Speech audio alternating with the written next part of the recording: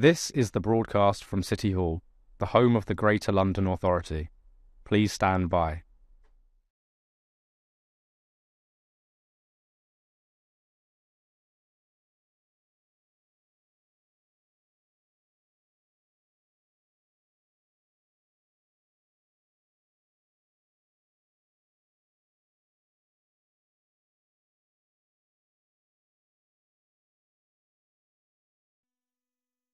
This is the broadcast from City Hall, the home of the Greater London Authority. Please stand by.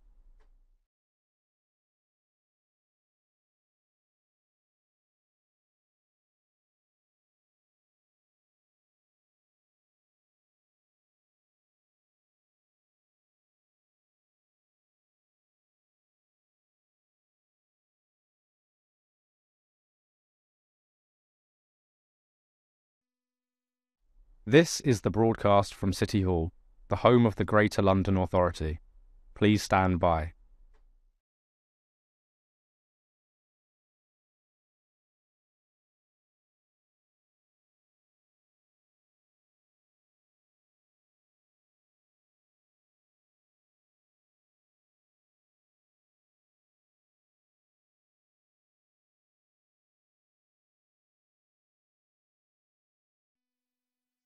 This is the broadcast from City Hall, the home of the Greater London Authority.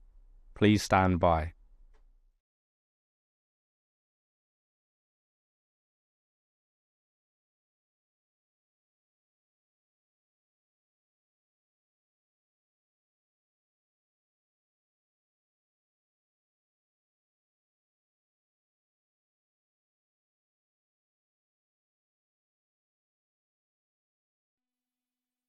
This is the broadcast from City Hall, the home of the Greater London Authority. Please stand by.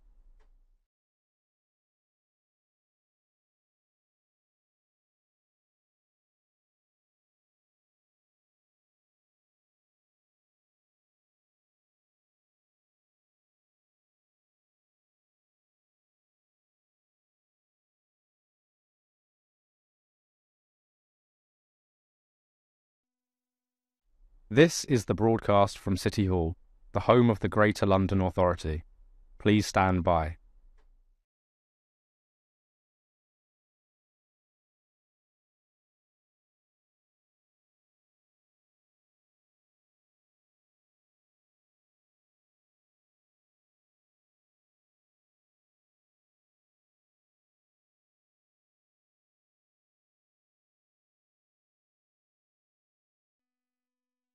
This is the broadcast from City Hall, the home of the Greater London Authority. Please stand by.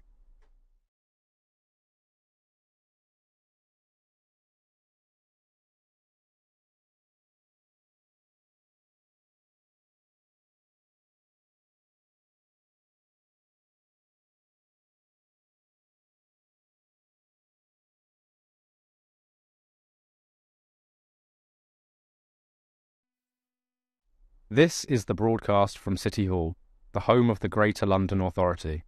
Please stand by.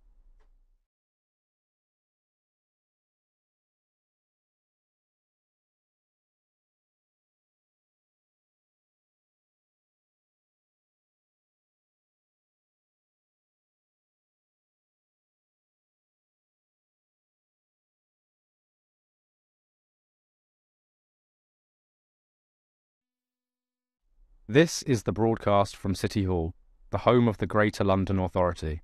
Please stand by.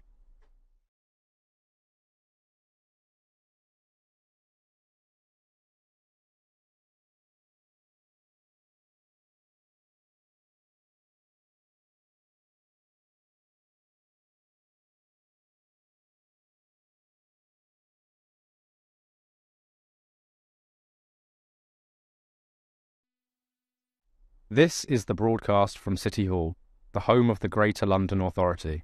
Please stand by.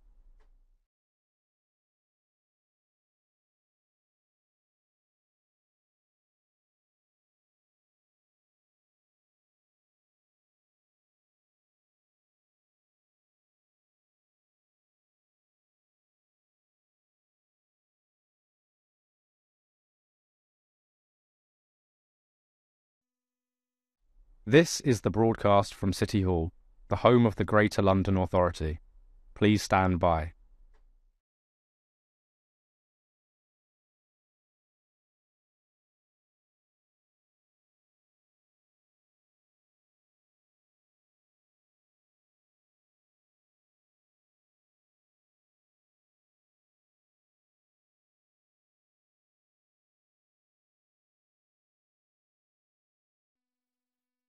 This is the broadcast from City Hall, the home of the Greater London Authority.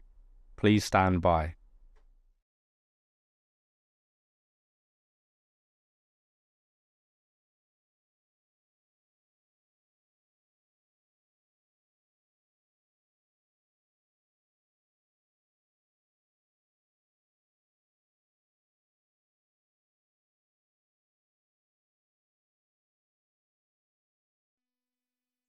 This is the broadcast from City Hall, the home of the Greater London Authority.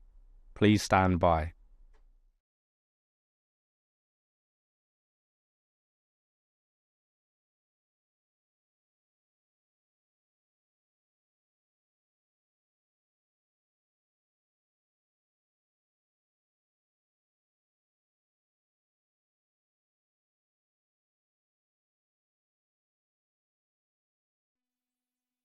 This is the broadcast from City Hall, the home of the Greater London Authority. Please stand by.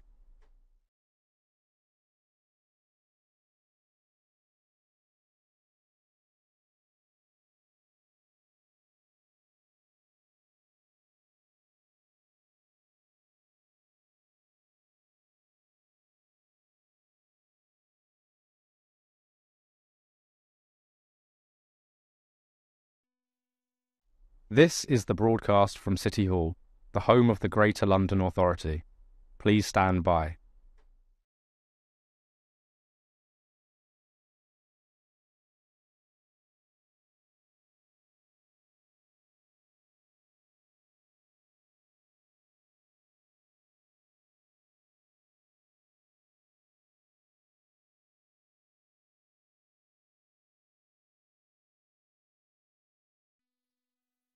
This is the broadcast from City Hall, the home of the Greater London Authority.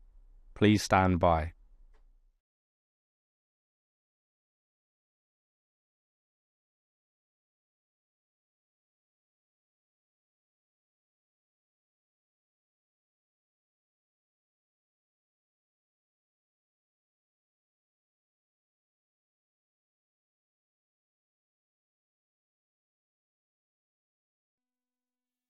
This is the broadcast from City Hall, the home of the Greater London Authority. Please stand by.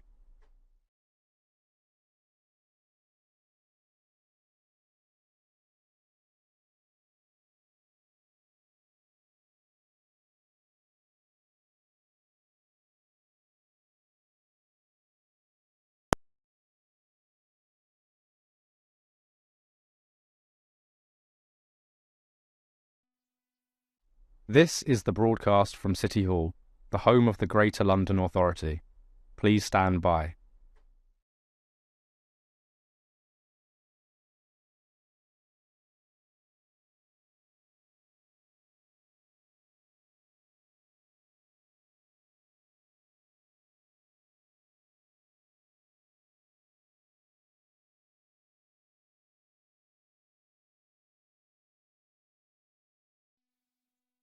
This is the broadcast from City Hall, the home of the Greater London Authority. Please stand by.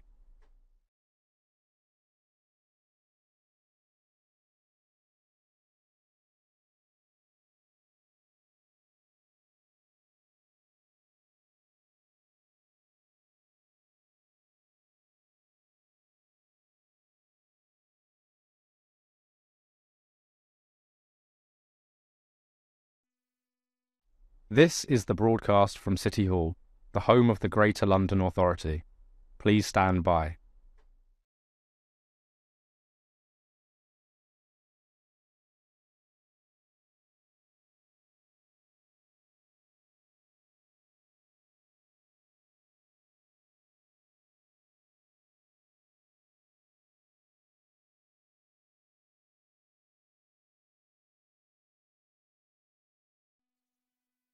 This is the broadcast from City Hall, the home of the Greater London Authority. Please stand by.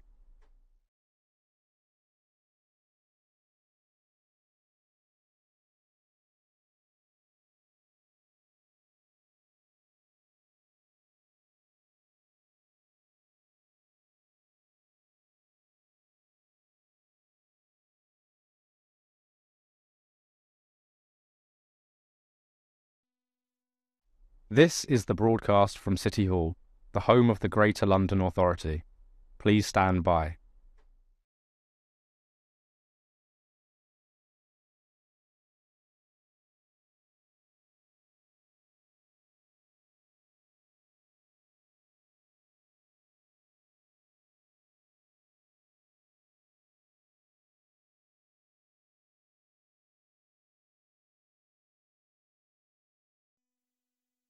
This is the broadcast from City Hall, the home of the Greater London Authority.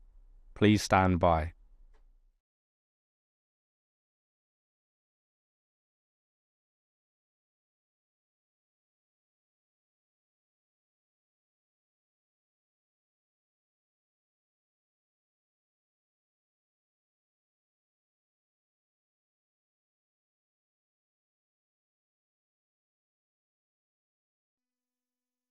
This is the broadcast from City Hall, the home of the Greater London Authority. Please stand by.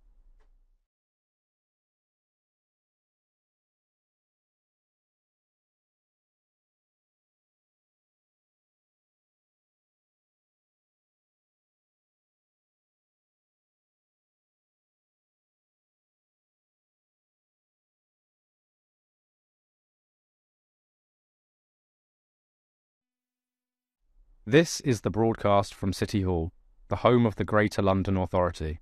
Please stand by.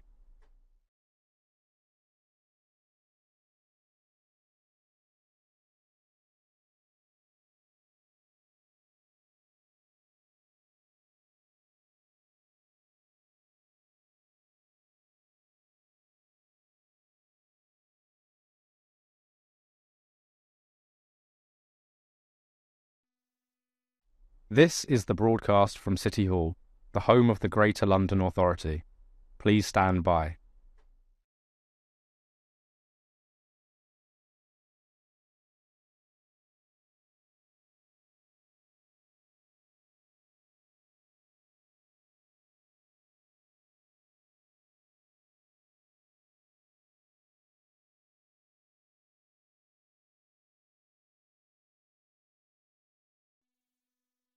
This is the broadcast from City Hall, the home of the Greater London Authority.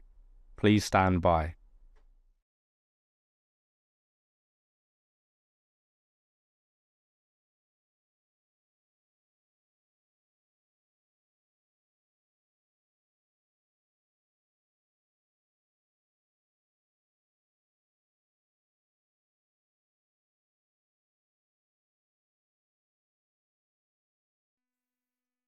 This is the broadcast from City Hall, the home of the Greater London Authority. Please stand by.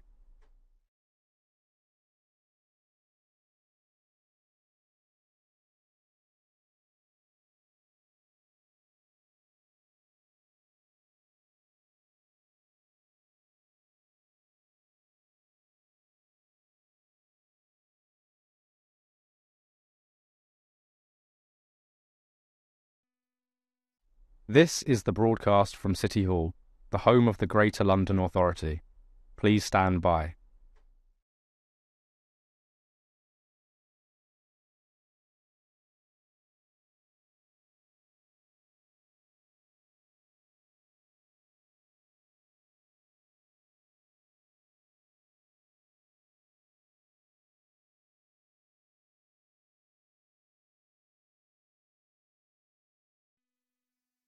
This is the broadcast from City Hall, the home of the Greater London Authority. Please stand by.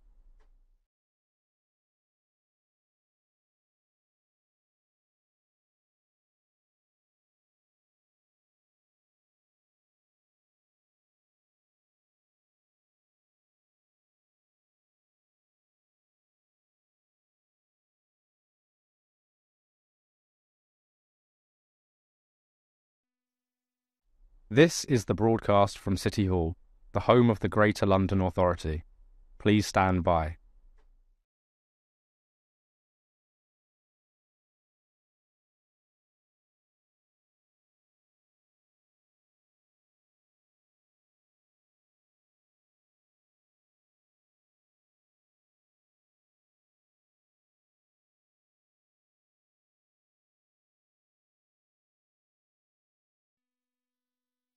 This is the broadcast from City Hall, the home of the Greater London Authority. Please stand by.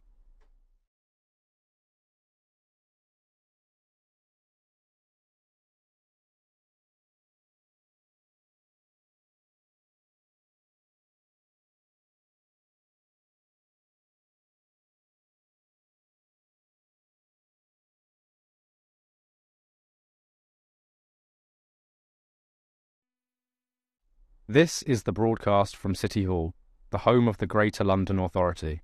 Please stand by.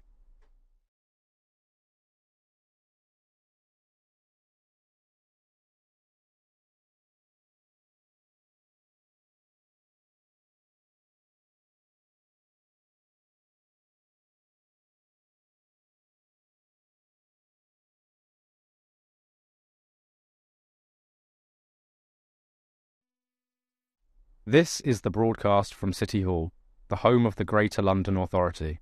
Please stand by.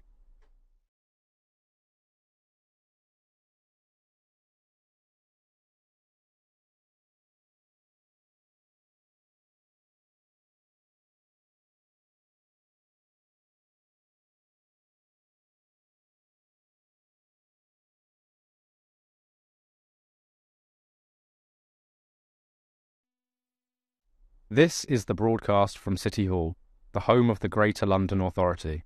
Please stand by.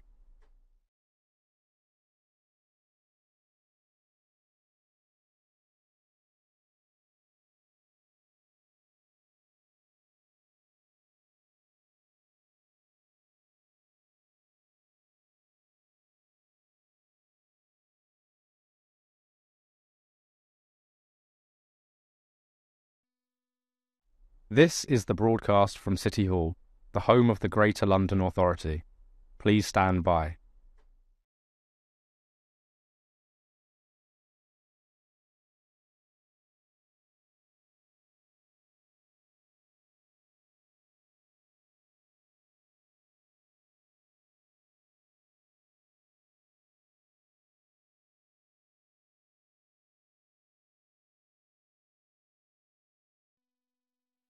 This is the broadcast from City Hall, the home of the Greater London Authority. Please stand by.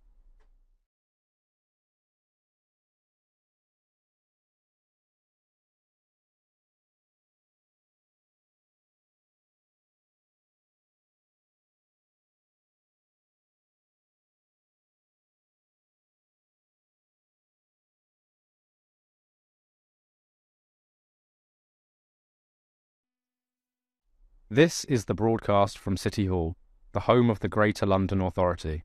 Please stand by.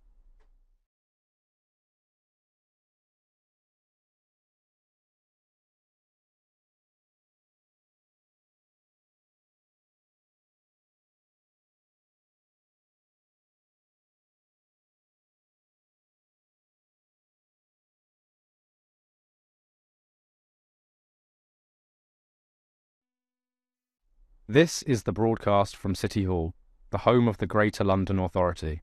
Please stand by.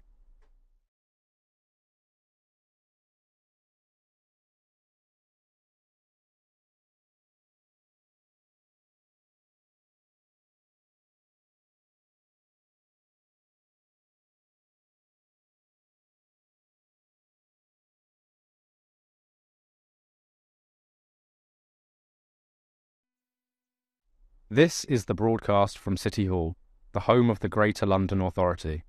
Please stand by.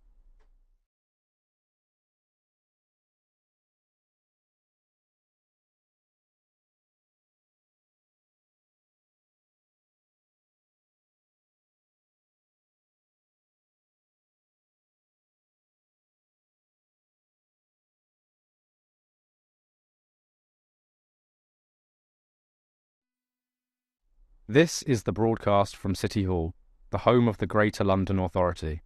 Please stand by.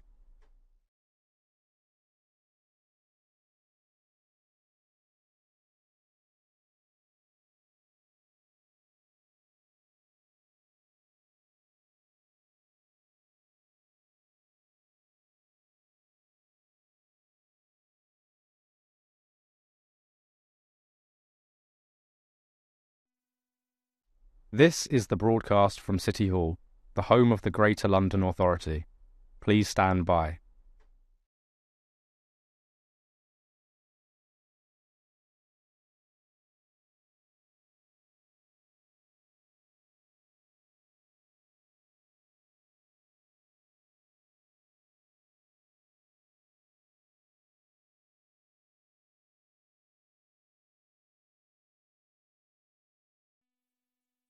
This is the broadcast from City Hall, the home of the Greater London Authority.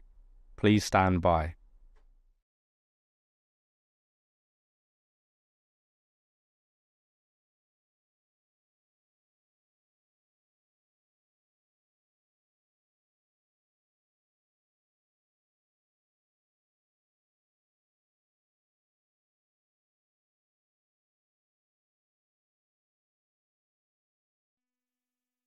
This is the broadcast from City Hall, the home of the Greater London Authority.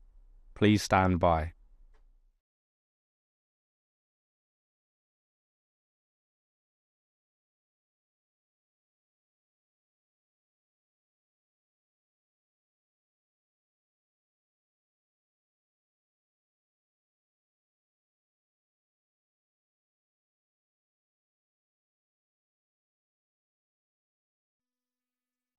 This is the broadcast from City Hall, the home of the Greater London Authority.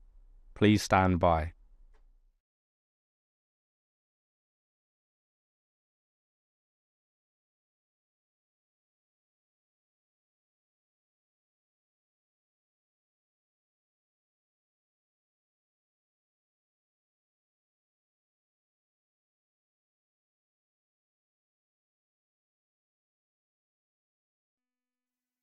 This is the broadcast from City Hall, the home of the Greater London Authority. Please stand by.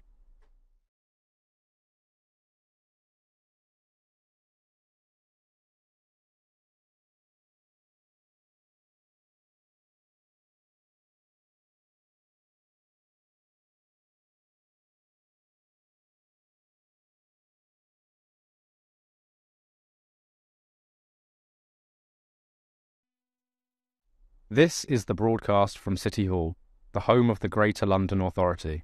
Please stand by.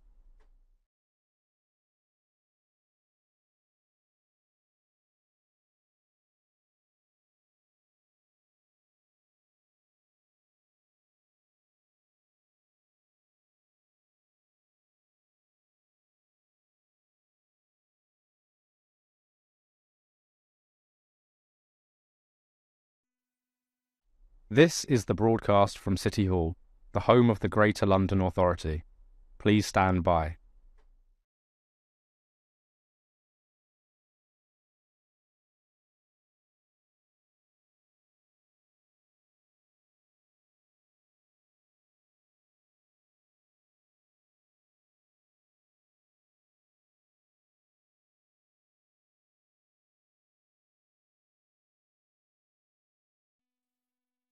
This is the broadcast from City Hall, the home of the Greater London Authority. Please stand by.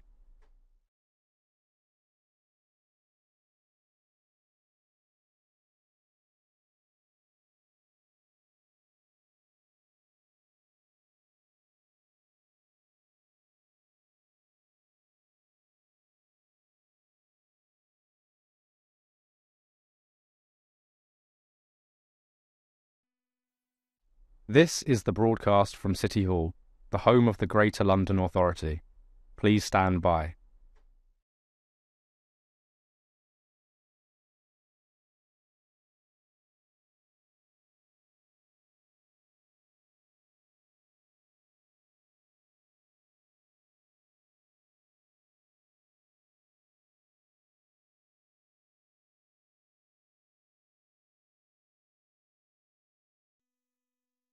This is the broadcast from City Hall, the home of the Greater London Authority. Please stand.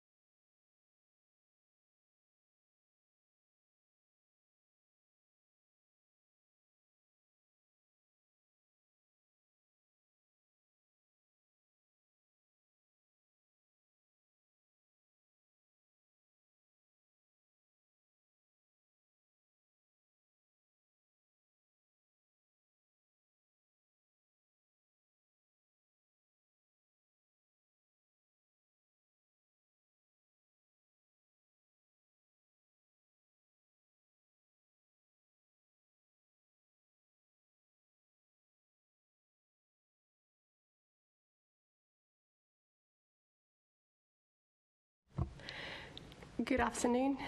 As agreed at the GLA Oversight Committee on the 22nd of May, the Election Review Working Group will appoint its chair at its first meeting. For the first item of business, I'll therefore conduct an election for the chair for this working group in accordance with the GLA standing orders. In the event of one candidate being nominated, I'll declare the nominated candidate chair of the working group. A proposer and a seconder is required for each nomination. In the event of two candidates being nominated, I'll ask for votes in favour of each candidate. Are there any nominations? Yes, I'd like to nominate Len Duval. Thank you. Does anyone wish to second that nomination? Yeah, thank you. Then I declare that Assembly Member Duval is elected Chair of the Election Review Working Group.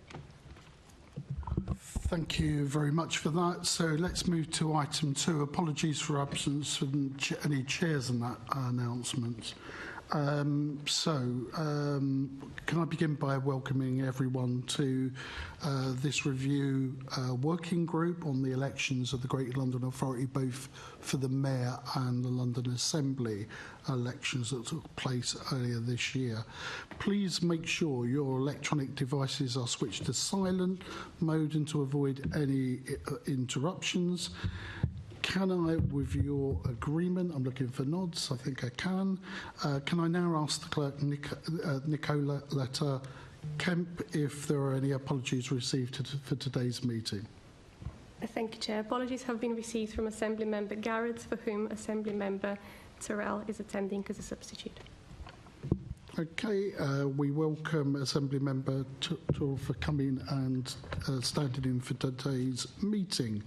Let's move then to item 3, declarations of interest.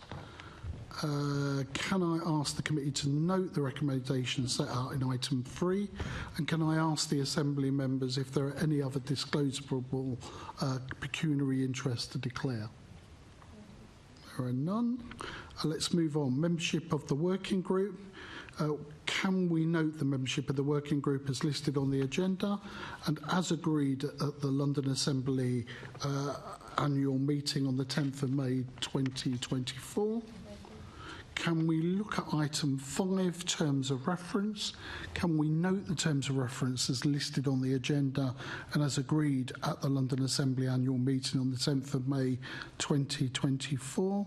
Noted. Okay, can we turn to item 6, standing delegations? Can we note the standing delegations of authority as listed on the agenda? Can then I bring us on to item 7, review of the 2024 Mayor of London, London Assembly elections. They are pages 5 to 22 in the published agenda.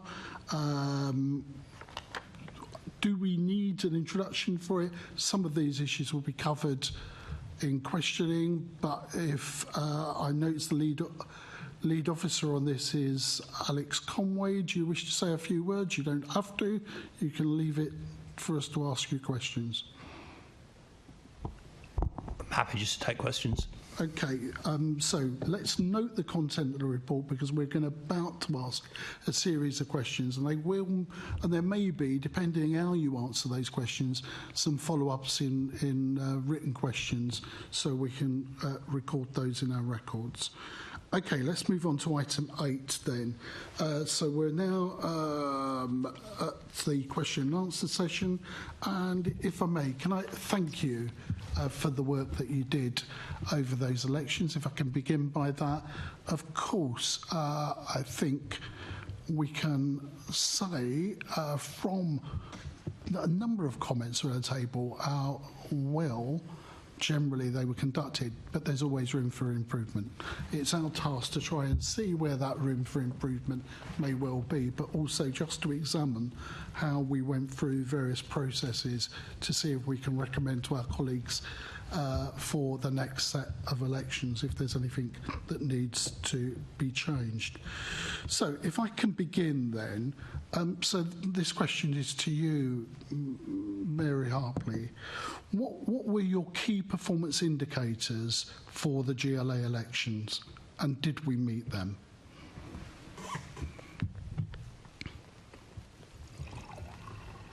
I think our performance indicators, Assemblymember Duval, are set out by the standards that the Electoral Commission applies to any returning officer and their team. And those standards take in the entire range of activity, from making sure that people are enabled to vote, candidates and agents understand the processes involved and the things that they need to do, right the way through to delivering an accurate result to the time frame expected. And a series of sort of legal requirements in between, and I think we can say we met those standards. The Electoral Commission is yet to issue its report on the May elections, partly because, of course, those got overtaken by the general election in July. We know that they will not be issuing a separate report on London. But I think we can also, with confidence, say I think that they will be very positive about our delivery of the London elections. So I think that's very important. We, of course, work, I mean, there's 5 of us in front of you, but of course, this is all delivered by an army of people. We absolutely must, and I think we do in the report, give due credit to the constituency returning officers, the borough returning officers, all of their teams, and the partners with whom we all worked.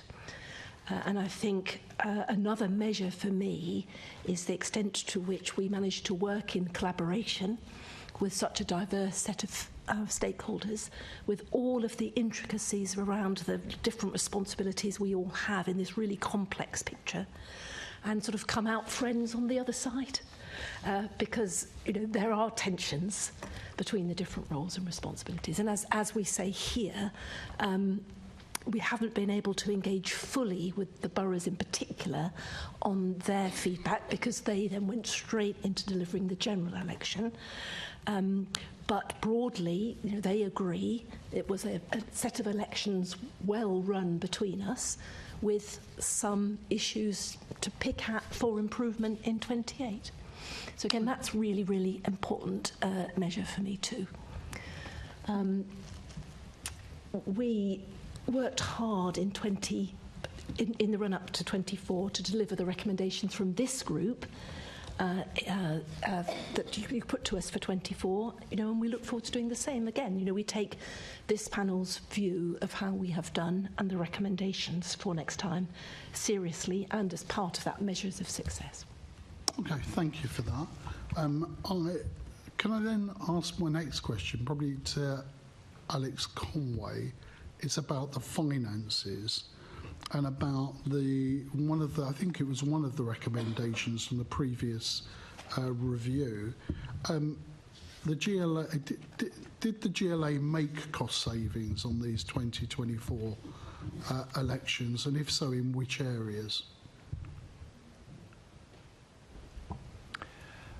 So the first thing to say is in respect of the sort of total budget for the elections. I think we mentioned in the papers we can't yet tell you what that will be because one pretty significant part of the budget is the borough expenditure. Now we've paid what we estimated to be 90% of that out up front to help boroughs out, in fact a little bit more than that in some cases earlier this year, but they will be submitting expenses to us in November. We had originally hoped, if there hadn't been a general election, that some of them might have been doing this work right now, but again there's very little chance of that happening. So until we receive those submissions, which will hopefully be in November, we won't be able to advise what the final cost was. And it's significant because it's probably, we've made some estimations around what we think boroughs will look to claim from us. It could be several £100,000 a borough, but we'll be wanting to look, and we've told boroughs that we'll be looking more closely than ever at those expense claims when they come in. One, to satisfy ourselves that they're correct. Two, to satisfy ourselves that they correctly apportion costs between our election and the general election, which will be an additional complication. So in terms of the total cost, it's hard to give a figure as yet. In terms of, I think you were referencing the sort of savings that we said we might hope to achieve sort of back in 2021. I think even when we updated the Oversight Committee last year, we sort of acknowledged that with inflation having been pretty greater than would have been anticipated back in 21, with particular costs around paper, we knew that some of our contracts in respect of the statutory booklet that gets delivered to every voter in respect of ballot papers themselves, those contracts were, the costs would go up effectively, and we've been settling some of those bills now. So, cut a long story short, I don't think we're going to see, there were no substantive cost savings. The thing that's slightly hard to predict, I guess, to say is, well, we, had we gone down the route of an electronic count, would it have been cheaper? It's hard to know because we didn't procure an electronic count. But what we will have for the first time by November is a total, is an accurate picture of how much it costs boroughs to conduct a manual count. And that's not something that we've had before. So that will help us make some calculations for 2028. But it's fair to say that in making some of the decisions not to have electronic count, some of the indicative prices that you were picking up on the electronic count was that these elections might have been more expensive if we'd gone down that route. Is that not true? I think we said at the time that we thought a manual count could be cheaper. Okay. So we will be in a position in November to really own a bit further into these costs? Yes. Okay. I mean, even now, if it's of interest to the panel, we've got information that we can provide. I think we've provided some in the tables in the paper about what the individual items were. When you see those items, you can see that it's the boroughs that have by far the biggest cost, which is why I think it's hard. We make an estimation in the paper, but until we get those bills fully agreed, until we see them, we can't reach them. Just on a minor point, so if a borough, polling booths where people do the vote, they've already got those. That's not a cost that they'd be incurring for our election, would they? Or would they? Is there a notional cost? How do they submit that to you? Lee might want to say something about that. Sorry, it's just a minor point. Yeah, no, it's a good point. When we come to check over those submissions, I think we'd expect you to be looking very closely at these, of what we're being charged. No, you're quite right. Quite a lot of the equipment they will have will be used election after election, but there were a couple of instances this time around, for example, the first time that we've supplied ballot boxes for the elections, which was a considerable cost to us. Yep. And the other thing, of course, is there was a new burdens fund, but additional duties incumbent on polling station staff about accessibility and things. So some of those costs will certainly be recharged to us. But in the main, you're quite right, for the hard materials, the polling booths, chairs and things, that would be normal election expenditure. Thank you. Can I bring in Assembly Member Russell? Yes, thank you. Just going back to the sort of costs of the manual count, and I think you had thought there could have been potentially a £4 million saving in terms of the projected costs, and I just wondered if that accounted for the count venue requirements, because obviously to do a manual count you needed very big spaces, and which is not kind of counting at constituency level. It's or not counting at parliamentary constituency level, which boroughs are used to doing, but doing these big counts.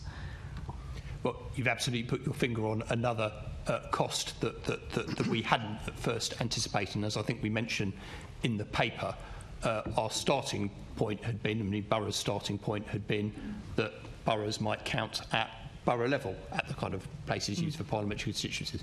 It was only when we looked again at the specific rules set out in 2007 for a GLA manual count, which I'm not sure anybody had looked at in the intervening 15 years, that there was a clear reference to constituency votes being mixed.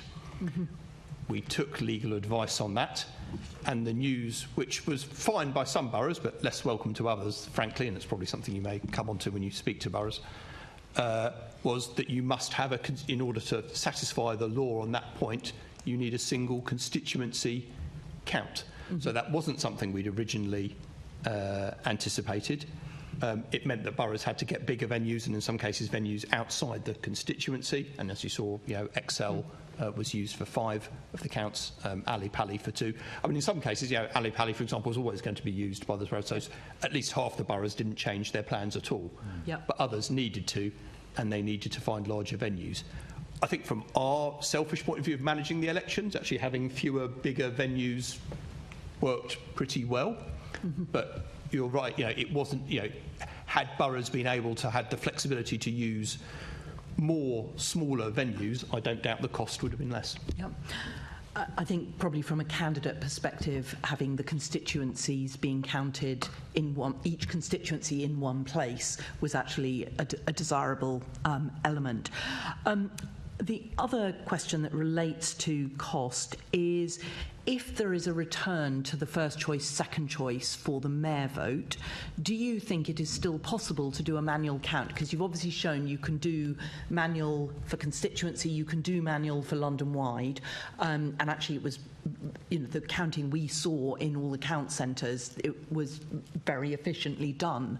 But if you're doing a first choice, second choice count, do you think that can be done manually as well, if you think that not procuring the electronic piece is actually going to deliver cost savings? So we allude to this in the paper. I think the short answer is yes, it can definitely be done. And in a scenario where there was no general election on the same day, you can imagine something where you would just, you would basically allow an extra day to sort out the second preference vote, and it could be done. I think the scenario that concerns us a little, and we reference it in the paper, is what if a second preference vote were to be restored and there was a general election at the same time? Then you really are talking about 3-4 days of counting under a manual count, and that could be an argument for considering an electronic count for the GLA. That said, even while we were drafting this paper, we took a look at the party, manifesto commitments, and I have not seen a commitment by the incoming government to restore the second preference vote. There is a commitment to have an elections bill, and of course it's not impossible that that bill, when it appears, will include that. So that's something we need to be mindful of, and we will be mindful of it. Yes, and obviously this committee has an opportunity to lobby the new government on this matter. Yeah. If I can just add on top of what Alex has said, I think that, and you're right, we were all here recognising that actually the manual count worked very well, and was delivered on the Saturday in the way that everybody had hoped, not everyone had thought possible. Adding on to that, the resorting of second preferences is a whole other task on top. So I think, and we're going to have to sort through these arguments as we move to a decision about 2028. But of course, I think what most of us in this room know is that at the core of these election teams, there's a very small group of people who work flat out for hours and hours and hours. And there is a limit. And I think if we were thinking about staying manual with the second preference reinstated, should we find ourselves there, I think we would have to have a sort of a very realistic conversation about what that would mean for the eventual timing of the result, the mayoral result. Because into that timetable, I think Lee would agree with me, we would have to build in some significant rest and recuperation time for borough staff. I'm just slightly wary, with everybody having done such a good job to deliver the manual count this time, that everyone's going to think, oh, well, just tacking that bit on is going to be relatively straightforward. It's almost another count in itself, isn't it?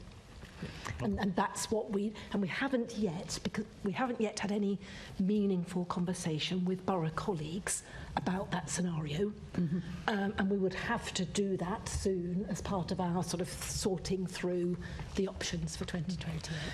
Just very briefly, is there a potential for manual count for London-wide and constituency, and just procuring an electronic count for the for a first choice, second choice mayor election, if we ended up in that scenario? I'll have a first go at that, and then Lee and AJ may want to come in. I have to say, I'm personally worried about the overall size of the market for such electronic counting software anyway. I think the number of players is quite small. I suspect if we went down that route, we would we would have to do it for all of the contests, mm-hmm. because otherwise, these systems only operate at scale. But that's my sort of top of the head answer. Others may disagree. And disagree if you disagree. Sure. It's technically feasible, but I think it requires a lot more consideration as to what that would mean to those other ballots. What would we do with ballots that, would we still need to verify them separately? I think there's a number of considerations we'd have to take through. And once those other ballots go through the system, what does that mean for those? I'm not necessarily sure it would incur huge time savings or cost savings, frankly. So I think there's question marks over the value of breaking it out. But I can also see the benefits of it. There has been some discussions on our side about that scenario. Yeah. Okay. Do you want to come in on this point? Is that okay? Because I do have a supplementary which is linked to Assembly Member Russell's question. So, I just want to make this point that the Mayor of London did publicly say on the Rest is Politics show, I'm sure you're aware of it, with Alistair Campbell and Rory Stewart, that he did believe that the Labour government would reverse the decision on the mayoral election on first past the post. So I think it's really important that we have that in mind about how we go forward. We've got a mayor who's quite committed to this, and therefore we should have at least be prepared for that decision to be made by this next government. Oh, and to be really clear, we're not discounting it. We're not saying that it's clearly not going to be reinstated, because we don't know any more than anybody else at this stage. I think our challenge will be timing, and we've been here before. So as the paper says, for 2028, we will be needing to make the decision about electronic or manual counting by next May. And that's not a timetable with lots of contingency built in so that actually we can make the decision in December. It's because of the significant lead times in terms of developing the spec, the procurement, and all the testing and the training. So I do foresee a bit of a the bit of an issue on the horizon if we don't have certainty either way. And so, I guess we'll all be using our channels and and the various routes we have to see whether we can, how certain we can be which way that decision's going to fall. Because, again, as we made the decision to count in May manually 2 years before that. This is the lead time. So, and once we had decided to go manual, there was no going back to suddenly, oh, no, we've changed our mind, we'll go electronic. It's one of those decisions that you're absolutely committed to. So, and we don't have long. So I think we have to hope that, well, this election bill is it's in the King's Speech, isn't it? It's part of the first priorities. We'll have to see what that says when we see it in draft. Can I just add to that? Yeah. Just a small point. I think it's already been raised. We haven't had the opportunity yet to speak directly to the boroughs about their feelings about the manual count. And yes, it seemed to go well, but we've not had their detailed feedback. And we've yet to ask them that question around if the second preference vote is introduced, but their capabilities to be able to cope with that. And those are kind of key questions that we'll be asking immediately when we start to talk to them about our post-election review.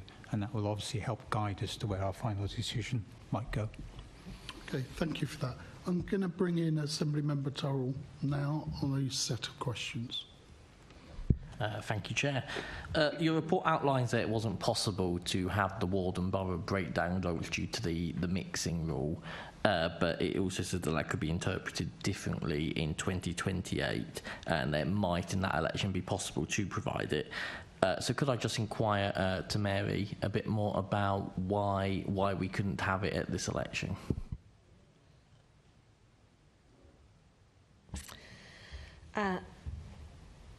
The advice we received after much discussion was very clear about the legal basis for the manual count, the requirement to mix ballot papers at constituency level, and what that therefore meant for ward level data. That if you were meeting the law, you wouldn't be able to provide the ward level data.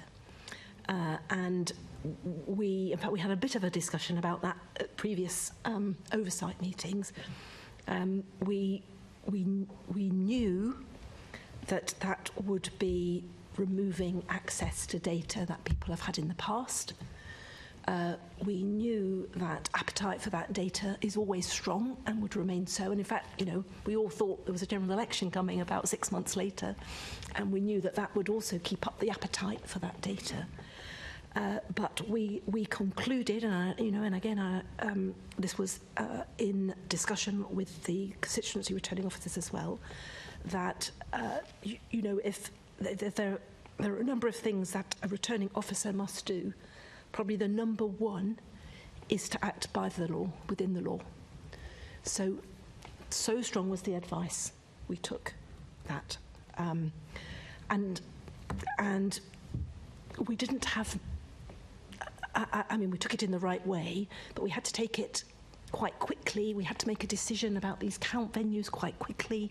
As we've said, people thought they were going to be counting locally, and then suddenly we were asking them to find these constituency level venues. So it all had to be done as reasonably quickly as it could be. And the advice was very clear. Now, it may be that we're in no different situation in 2028 if we count manually.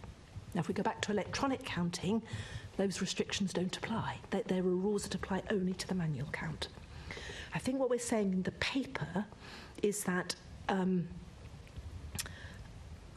now we've got some time to reflect. We've got some time to go back to our KC, although, he is the absolute undisputed expert in this area, and his advice was clear. We possibly have the option to sort of look at, what were the reasons why the law was set out as it was. We don't think there's any chance of getting the legislation related to the manual count changed, but, that's a possibility. We think it's a bit remote.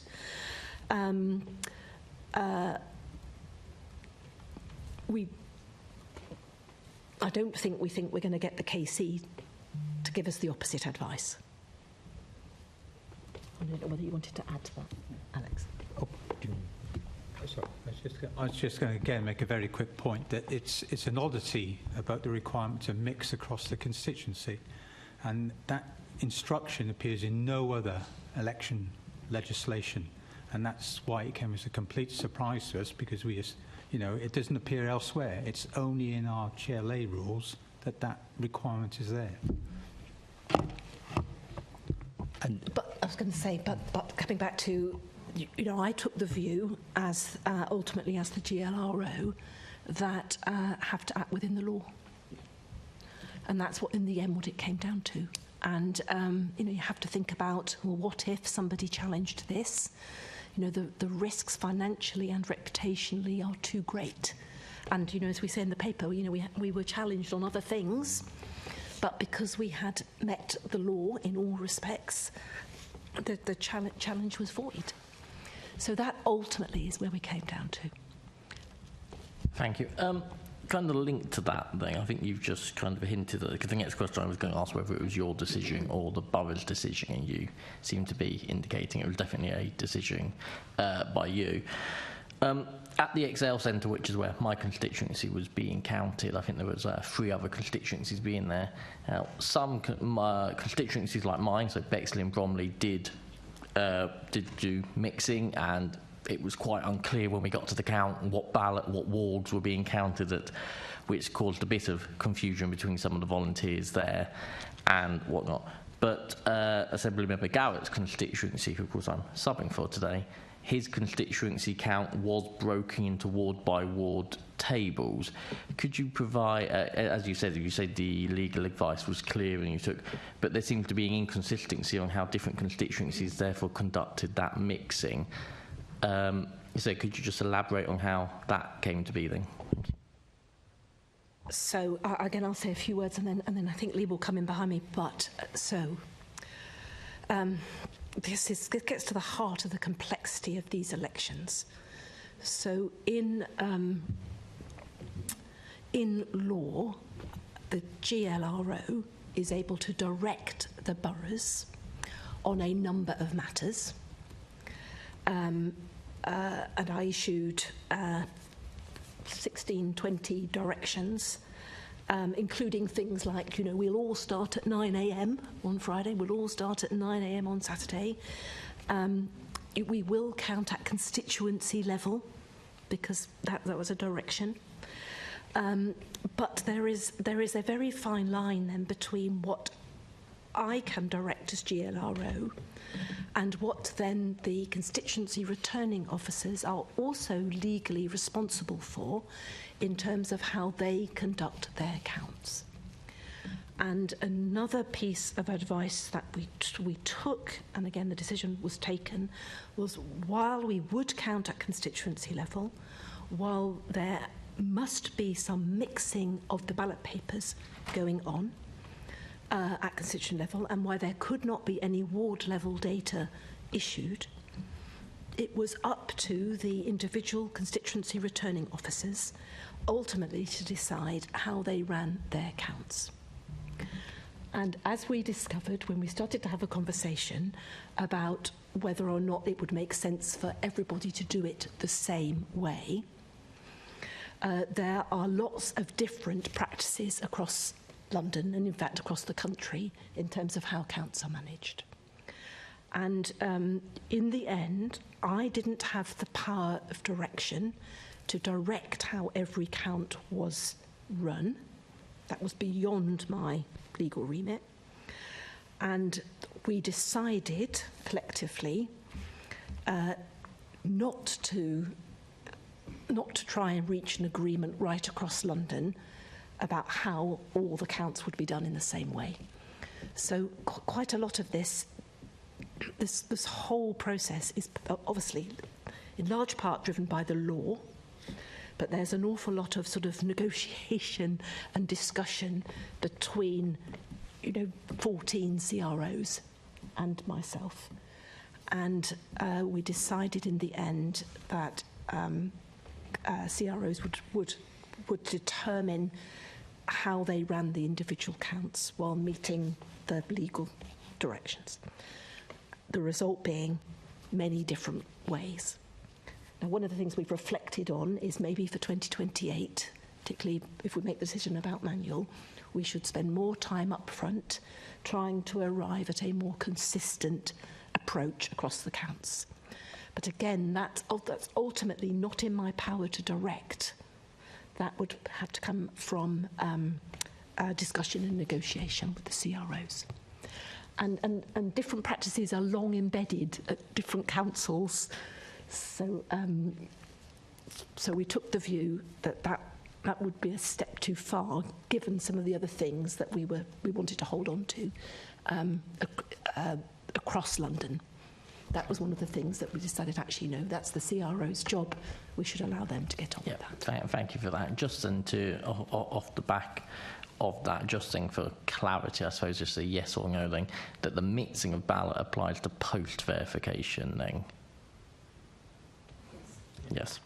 To the county. I think there was some confusion around, because I think that's, well, at Mike, as I said, yes. we had some issues with not knowing where what wards were being, because we were told you're not allowed to ward level data. Yes. We said, well, they're coming out the ballot box. We need to know where each box is going to be, because as I'm sure you can imagine, when you've got 7 parliamentary constituencies in one GLA patch, there are people who are more interested in other wards than, than watching the verification there. No, definitely post-verification, and as we acknowledge in the paper, you know, we didn't probably, in hindsight, we should have thought a little bit more about verification, because data could be shared from verification.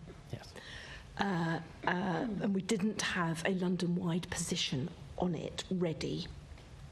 And so in the end, individual CROs took their own decision, and that did cause a little bit of unnecessary noise in the system. Thank you. If I could then just direct a question to Alex on how the stakeholders have reacted so far to the to having less information available to them than at previous elections. I mean, I have to say that there's not been an enormous amount of pushback. I mean, researchers and people who've used that information before and have sort of said, well, where is it then? And we've said, well, unfortunately, due to these changes in American, it's no longer available. So I wouldn't say anyone is delighted by it, and for the obvious reasons, you know, you've got a data set, and now there's going to be a gap. You know, that's where we are because of what the law appears to say. So I think we fully appreciate that from the point of view of political parties and academic researchers, you know, this is a drawback.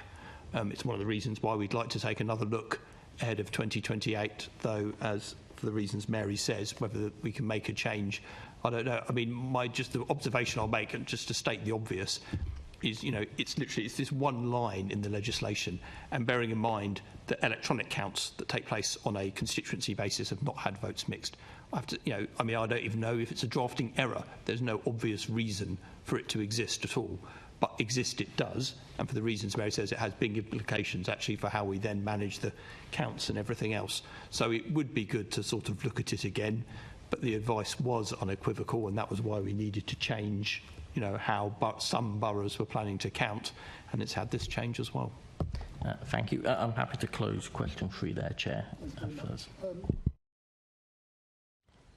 Yeah, thank you. I mean, I just want to pick up on that frustration that we were picking up on, particularly from candidates and agents, about this lack of information. Just to clarify, is there any way that data can be retrospectively shared at all? We are asking the boroughs to share their verification data to see, of course, that will give a breakdown of how many votes were counted per ballot box, per polling station. And as you might expect, at the moment, the response to that has been quite slow because a lot of these administrators are actually away on their holidays. But that's what we're trying to collate, and we'll make available as soon as we get the sets. So look out for, we'll certainly publicise that as soon as we can. Okay, great. And you know, from the discussion that we've just had, you know, the learning for 2028, particularly on data being shared, is there anything specifically that you will be doing on that particular issue? So let's assume for a minute everything else stays the same, and the law isn't changed, and we have to go with the same. I think we would definitely come up with a London-wide position on verification data, and whether also that gets shared, in the moment or afterwards, and all the rest of that. And I think that would be relatively easy to arrive at. Although I say that, but I know on the day. Roughly half of the CROs wanted me to make a direction on it, which I couldn't in law do, and the other half didn't want me to make a direction on it. I wanted to be able to do that. That's what I mean about these things. We need to. We try and preempt everything. We try and think about everything, and come up with an agreed position beforehand. On the verification data, we missed that. So London-wide guidance. Yes, I think we would aim to come to a London-wide agreement on it for 2028, and I think that would be relatively easy to do, because everyone was frustrated by it, and it was something we could have done without on the Friday. Yeah, just very briefly, do you think, because the lot of the granular data of ward results by party is significant, both in terms of academic research and obviously for the political parties. Do you think there is any scope for revisiting that piece of the legislation that kind of no one seems to know why it's in there, whether it's even a drafting error? Is that something that can be, that you have the potential to go back and look at? Well, I think we're going to have a go. As I said, we know how the data is valued, and we knew this would be the first time in the GLA's history that it wouldn't be available. So we knew it was going to be a big deal for everybody. We haven't, partly because of the general election has overtaken everybody's capacity, both in the boroughs and, obviously at our colleagues in Whitehall as well who work on elections. I think we should aim to pursue this sooner rather than later, and see how far we think we can get. But I think the view is it will need legislation to change it. And the question is, because it comes back to what is the appetite of the new government around election reform, and to the extent to which the second preference vote, or indeed this piece of legislation, could get wrapped up. Would there be appetite to have that wrapped up in any other reform? Can I just clarify just before we move on? So the issue of the 19 directions that you made to how things should be done at the count were clearly matters that were in your provenance and you could take. The issue of the publishing of ward-based data or verification and whatever, I'm still not clear, why was that left to the boroughs? Is that because the implication for them doing the count, it was the too difficult decision to impose? I think that would be the right word, because directions is about imposing the way of working. Or is it that you felt that you couldn't because the law didn't allow you to? So, on the Friday, when everyone was asking the question, I checked whether I had the power in law to make a direction. And the unequivocal answer to that was, no, you don't. That is a matter for the individual constituency returning officers. Because broadly, and this is a very sort of simplified way of thinking about it, my authority lies in the coordination of all the activity coming together to the final results. the constituency returning officers are responsible for the running of the election. I mean, polling stations as well, of course, and the counts at their constituency. And then there's this line between the two. So it was definitely a CRO decision. I think, we say it in the paper. I think the problem, ultimately, Assemblymember Duval, was that none of us had really thought about it.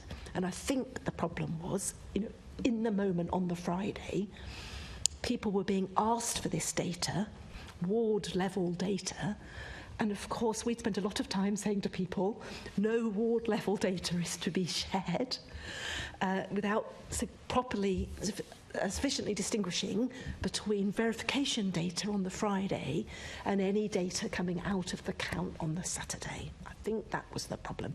And, everyone's there trying to do their best, do the right thing, and are busy then checking in and being rightly challenged. Some CROs being challenged quite hard by some agents and other people in the count.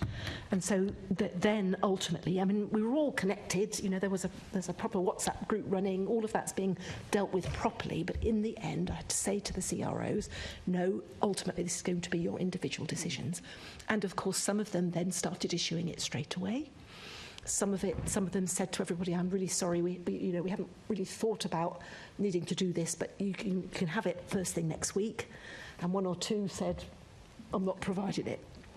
And that sort of difference was really what we were aiming not to have. And elsewhere in the election managed to get everybody working pretty much in step. But I think that's really what it was about. People were being asked for data, ward-level data, which is exactly what we had all signed up to not sharing because of legal reasons. And there was that moment of doubt in people's minds as they tried to get that clarified. But I think you will recall, Mary, on many occasions when you were giving up-to-date briefings, I was raising the question of collecting ward-based data. So it shouldn't have come as a surprise on Friday morning where the general agents and all the party representatives start asking for ward data. But secondly, I should declare, I think I've got an outstanding correspondence through via, I think it's Alex with you, around what information was collected. And I presume I should be writing individually, but I'm using you to contact those authorities that did conduct the ward by ward analysis, because some did, I understand, but did not share because they don't have to. But for the sake of transparency, so that request is in. I just really ought to record it for transparency reasons and let it take its course and see what information we get back. Yeah, and that's exactly the information that Lee's collated. And as he says, we've heard from some and not from others, so we'll definitely get back to you on we that. know it's not a complete picture, but it seems that I wanted the committee to be in a position to see what could have been done if we'd had some clarity. Again, a question we may not ever quite get to the bottom of, but as Mary said, with hindsight, I know that when I went out and met each of the constituency returning officers ahead of the elections, we laid it on quite thick that one very significant change for was no ward level data. I think it's entirely understandable if in the minds of some CROs who don't have to think about this stuff all day, there was then a bit of I'm sure the GLA said that we're not doing that. Now, as you know, that's not the case in respect to verification. I'm not asking because I want to beat someone up over the head over it, but I want to try and get it right for the next time, and I think that's where we're trying to work out whether we do or we don't. What do we need about issues of law? And if we need to clarify the law, it may well be one of the asks of the GLA in terms of the election bill. But hey-ho, let's just, it's happened. It wasn't perfect, but there was a number of things that we were dealing with there, and there's bound to be one issue that was never going to come out quite right, or the way that certain people thought it should. Okay, let's then move on to our second part of questioning, and I'm going to move to Assemblymember Russell in terms of beginning that set of questions. Thank you. First question for Mary.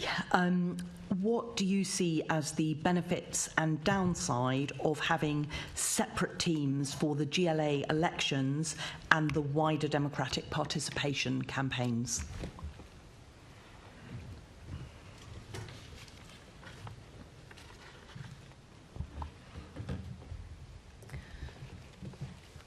So I think they have to be separate. I think is my short answer to that. I think that,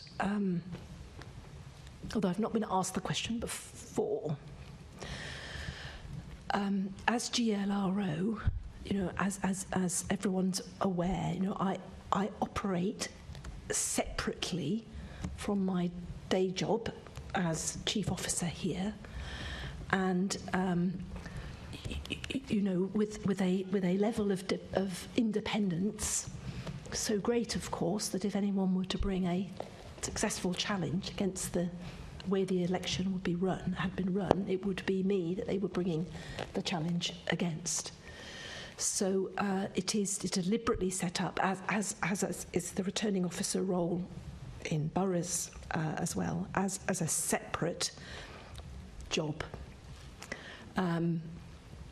On which, of course, I call on the resources of the organisation, and of course now resources right across boroughs as well, and for which I put together, a small dedicated team, most of whom are here, one or two of whom are up there in the chamber as well, and of course, given I am dealing in that job with the election of the 26 elected members of the GLA, I have to be able to operate and be perceived to operate independently, completely independently. And I've always taken the view that that means that relative to the work that both the Mayor and the Assembly supports on democratic participation, that the work of the London Elects team needs to stay completely separate from that. Mm-hmm. Because I cannot be in a position where anybody thinks that we have targeted particular groups, for example, with our advertising work.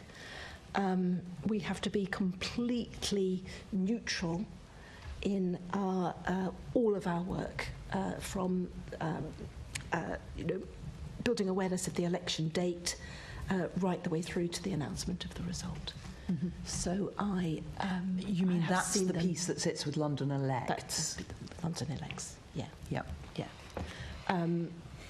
Whereas, and to the extent that, I know you're speaking to Farah later, Farah's not even on the panel with us, because I do get very nervous of any sense that these are two pieces of the two sides of the same work, mm-hmm. because they're not. They are very different.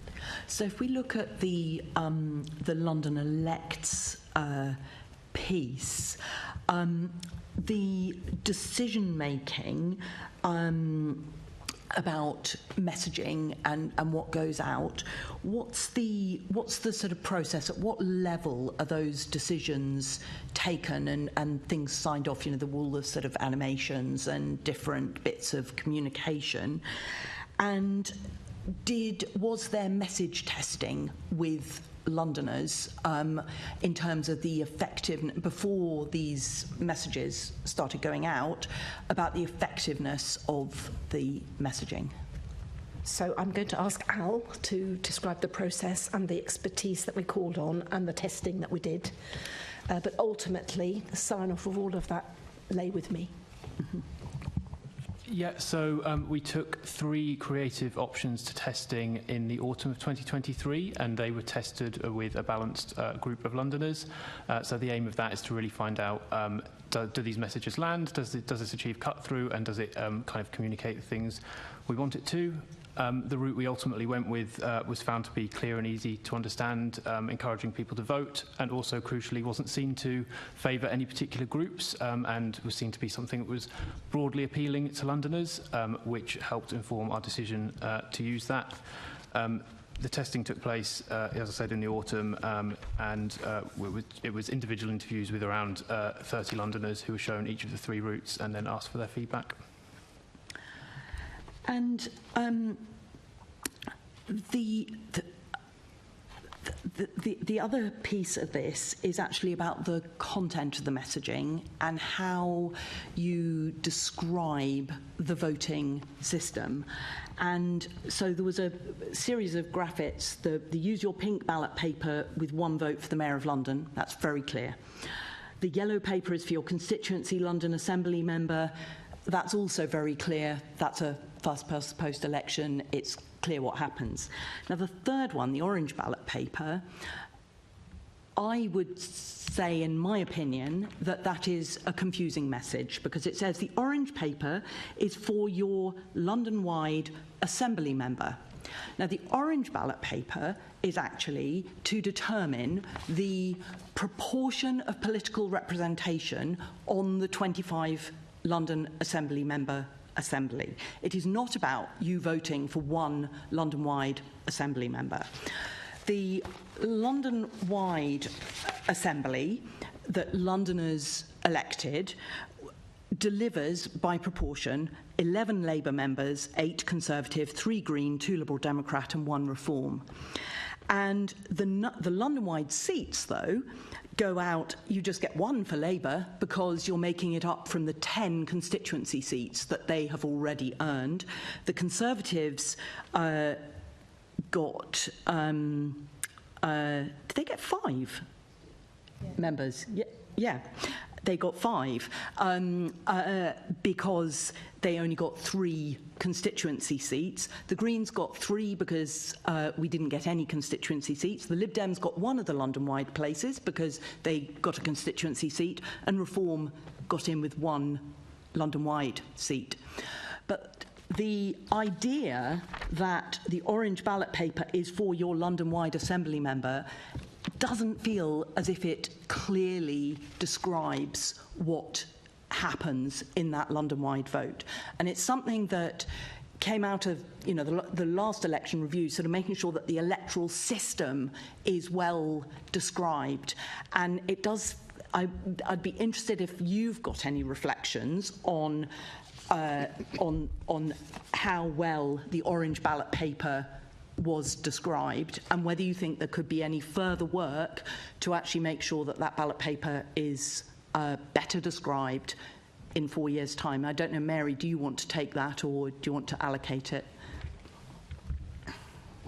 I mean, I think colleagues may have views. I mean, I think the issue you set out, Assemblymember Russell, is a very good one. There's no easy or kind of correct way of doing all this, and if there was, we'd have sort of figured it out by now. I think what we always try, we always try and learn and build an experience, and for 2028 we'll want to take these thoughts into account.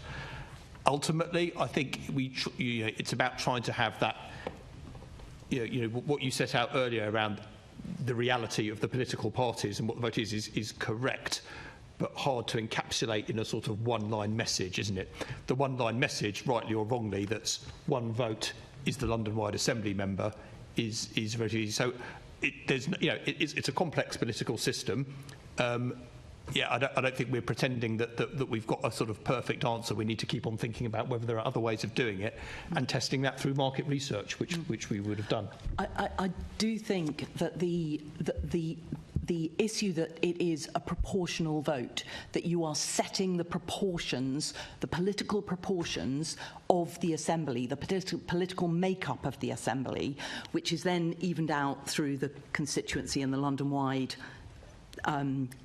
seats that are available. It is really important that Londoners understand that, and the idea that you're voting for a London-wide member, really, it would be worrying if that persisted into the next election. Yeah, so I take that on board. I mean, I think so in the graphic, we're obviously trying to shrink it down to the simplest message we possibly can. But what we try to do, where we've got sort of more space to play with, so often in the posts accompanying the graphic, we'd be trying to explain that in more detail. And then particularly on the website and in the booklet, where we've got longer form content, we did certainly more to explain the system in detail, expanding on what we did in 2021 to try and provide as much explanation on that as we can. But that's certainly something we can look at again for 2028.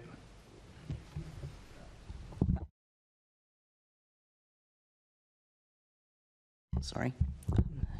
That would be very, very welcome. Sorry, next question. Moving to turnout for the 2024 GLA elections, Mary, how do you account for the sort of lower turnout for the 2024 GLA election? Oh, Alex wants to take it as well, but I mean, I think I remember having a conversation with somebody in this room who told me it was going to be lower than it was. So well, it was lower than the previous two. It wasn't the lowest ever. Mm-hmm. Clearly, if it had been combined with the general, it probably would have been much higher. I mean, I remember reflecting afterwards when we knew what the turnout was by the end of the Friday, that it was about what people were probably expecting. Mm-hmm. Alex, did you want to add? No, nothing. Only to make the. But you know, you're right. It's less than the last two, but it's in the middle of the 7 if you take them all in their totality. You know, the highest turnout. You know, is it in part to do with what the polls reflect and what people think are going to happen? Maybe. Mm-hmm. You know, and we will always try and do our bit through. Not just our own Marcoms, of course, but the the electoral commissions and others as well. But so it's around where you might have expected it to be. Mm-hmm.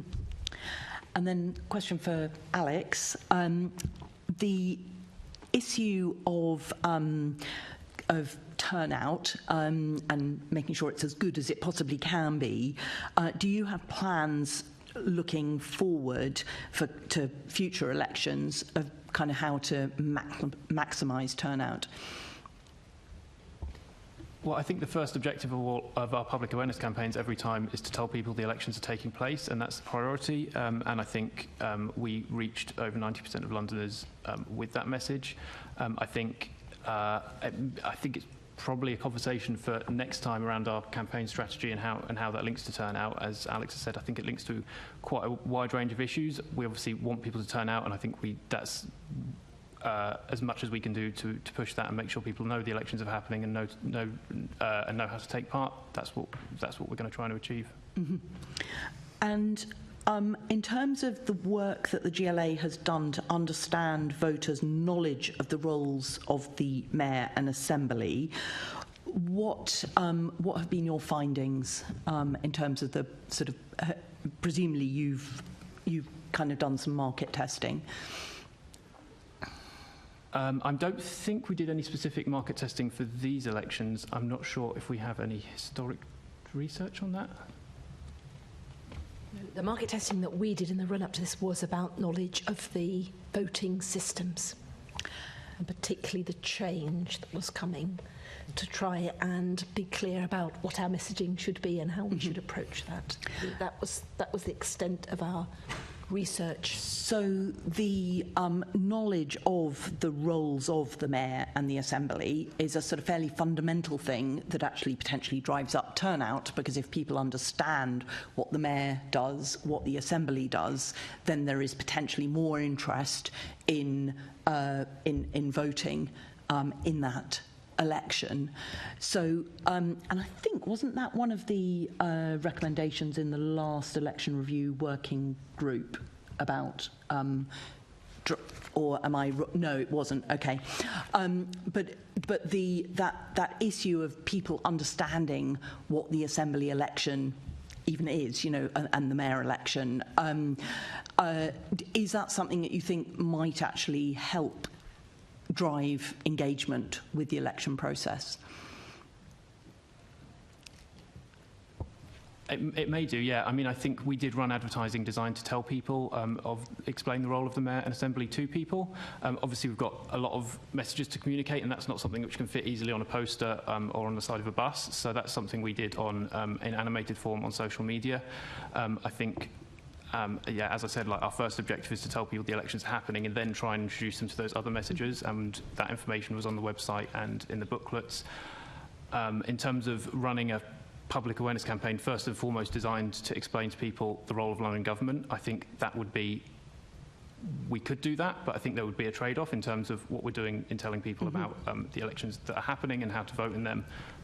So yeah, I think.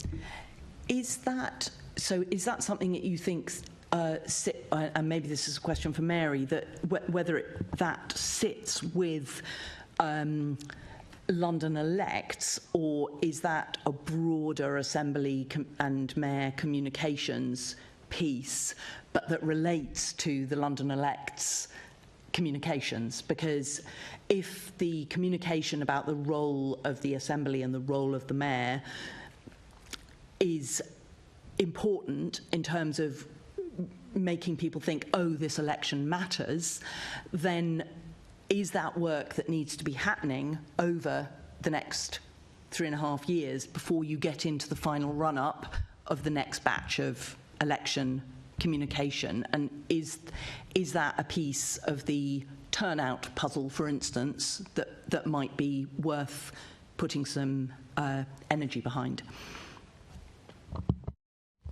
So I think you are right. That is going to be worth putting some energy behind. I mean, I'm looking at the recommendations from last time, and one of the recommendations was to refocus its messaging after the pandemic to look into ways of increasing turnout and raising more awareness of the London Assembly election. And I mean, we say here in the paper, and I think we did take steps in the marketing material and in the social media to make sure that the London Assembly's role and the fact that 2 out of 3 of these elections were for the Assembly had more profile and focus than it had before. So I'm comfortable that we did do that.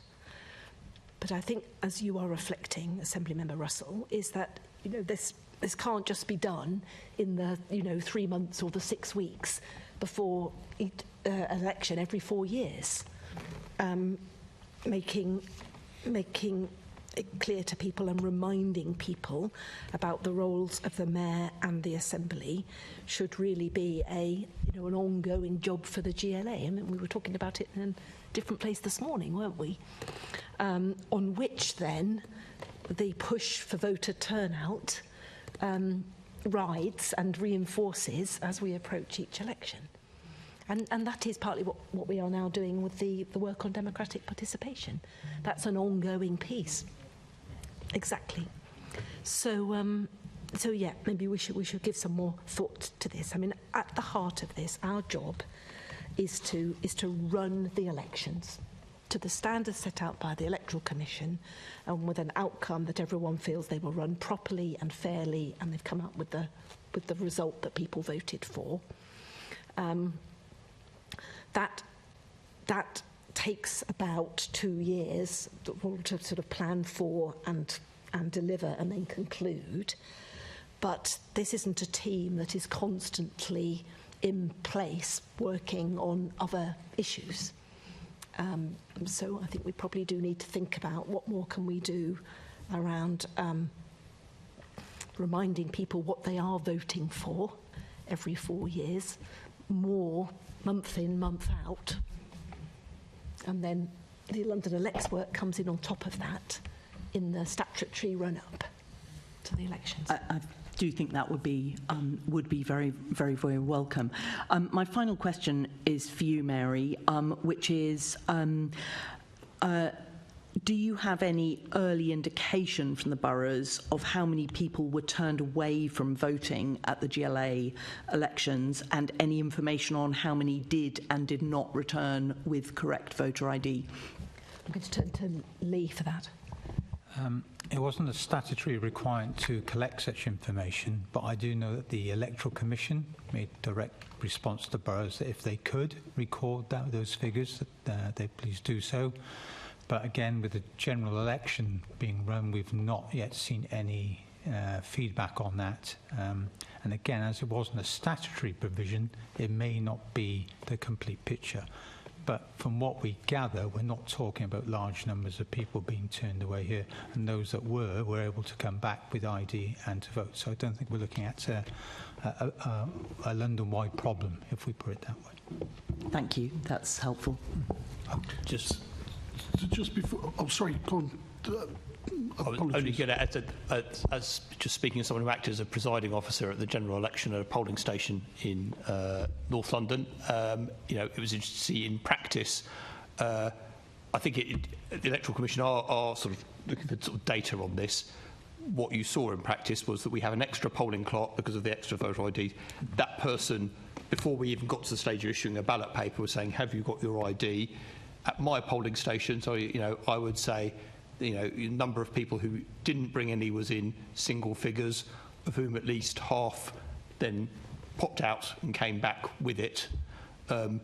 So there weren't huge. I think it's safe to say, there were not huge issues at polling stations.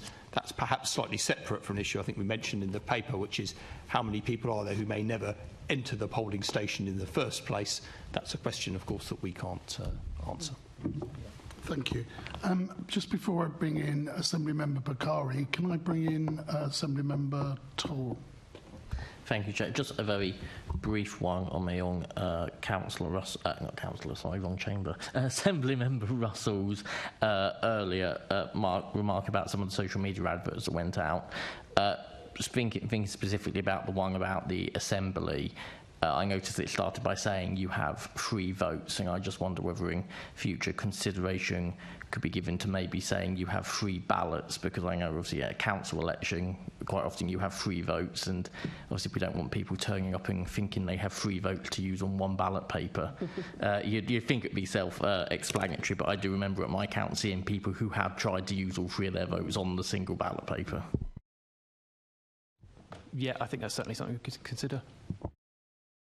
Thank you, Chair. I do want to go back to the social media. You won't be surprised, because it is something I think particularly the smaller parties were impacted in terms of the messaging.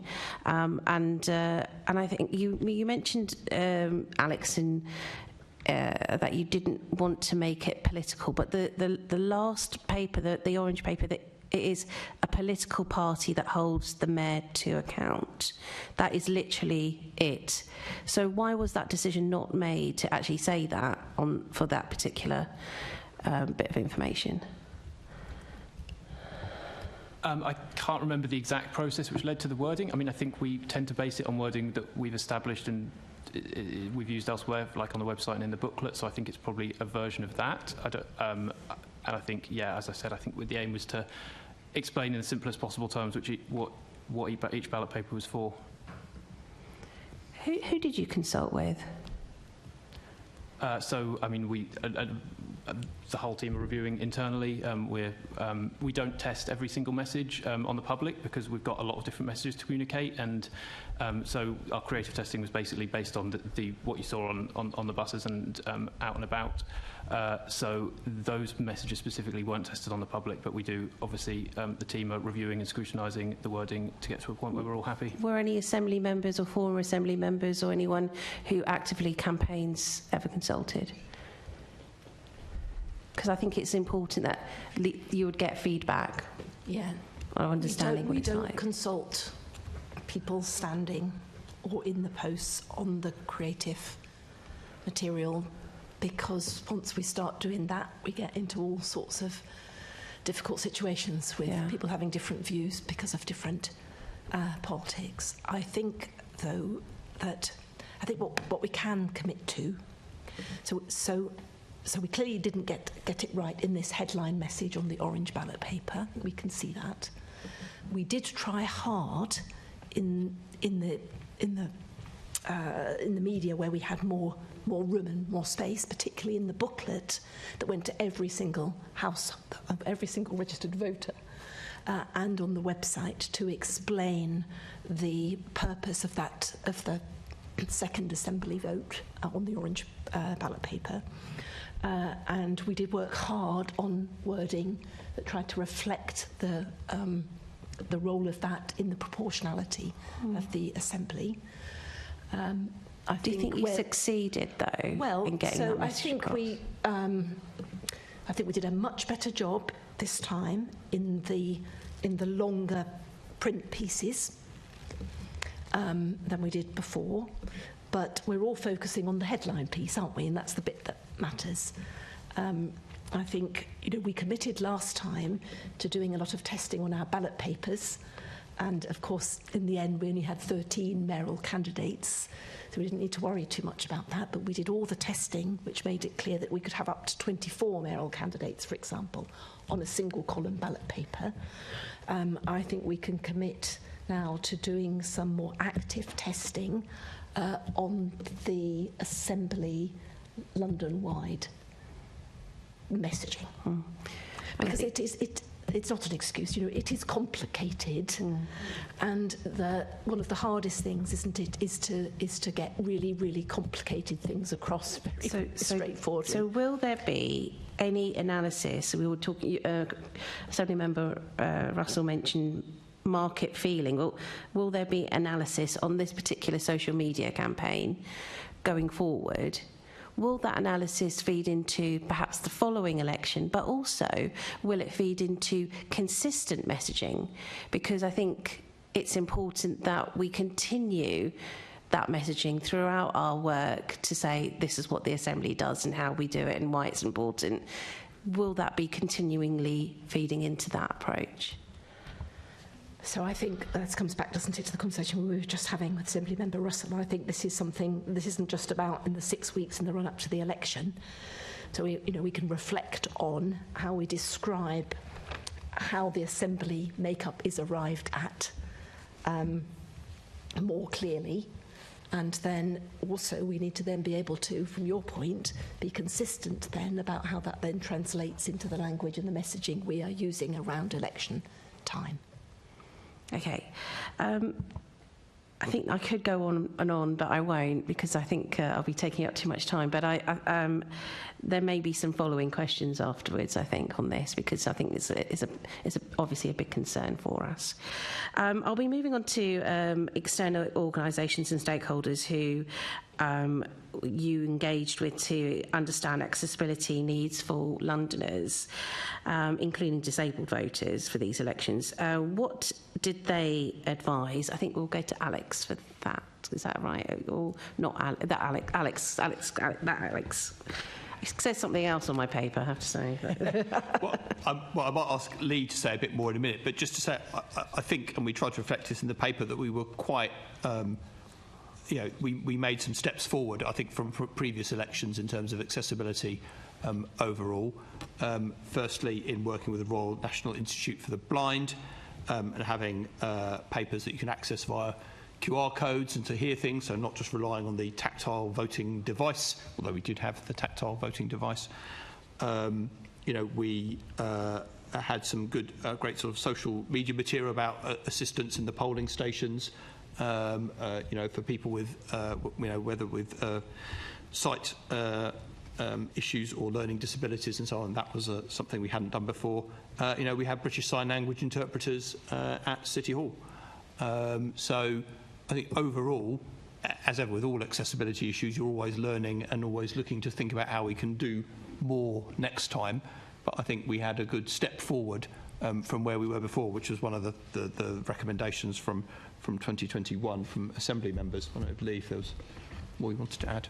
Yeah, I think the big step forward was the provision of audio ballot papers. I think that was a real good advance thing to be looked at for future elections. And I think importantly for us, the Elections Act 2022 introduced a whole new range of accessibility options at polling stations. I think it's fair to say, in conjunction with our electoral registration colleagues across London, we did all we could to support those initiatives to ensure that anybody who's actually going to the polling station was able to vote as easily as possible. And we made sure there was a consistent approach on that across London as best we could. Mary, in particularly when it comes to accessibility, did you see an improvement in participation itself at all? I'm not sure how we would measure that. There is some evidence from my conversations with electoral colleagues that presiding officers, and Alex might be able to, as he was a presiding officer of the parliamentary election, that there was a lot less ask on presiding officers to provide assistance to electors who needed it. It was more, that elector was able to vote under their own steam, for want of a better word, without assistance as much as they would have perhaps required in the past. I've been in touch with the Age UK group, who have been a bit concerned about their particular group's needs, and they have been involved with with groups such as Shout, etc., and involved with the social media work. But they do feel as if they didn't get as much collaboration with you at those initial stages. Do you think that might improve for 2028? Oh, without doubt. I think we all recognise that we made some positive steps forward, but there is a lot more to do, without any shadow of a doubt. And one of the things that we will be looking at is approaching all groups on asking for evidence as well, that if they've got concerns, then we need to know, and we will certainly do what we can to improve. But we recognise, I think, that we've still got a fair way to go. And is there any specific plans you've got for 2028 that you've already picked up on to make sure that you improve on accessibility? I think the key for us is to engage far earlier than we did this time around, and that's already on our improvement plan, that once we know where we're heading for 28, that early engagement is the key, certainly. Great, thank you. So I'm going to ask Assembly Member Russell to come in. Sorry. Yeah. I was just wondering whether this is actually going back to the beginning slightly. Sorry, I got something down the wrong way. Whether sort of overall, in terms of the sort of elections and planning for future elections, given the change to the voting system, and if the voting system stays as first past the post, are you going to give any consideration to levels of distance between mayor candidates in relation to recounting? Because in this election, this time, there were just 70 votes between the Lib Dem candidate and the Green candidate, which, if you divide that out between the 14 constituencies, is about 5 votes per constituency. Now, a 5-vote discrepancy, we've all been to recounts, we've all seen that kind of... I was elected first time round by 8 votes as a councillor, and that was after a couple of recounts, and the votes shift and change. So are you going to, if we end up with first past the post again, are you going to give consideration to the level of difference between candidates to prompt a recount?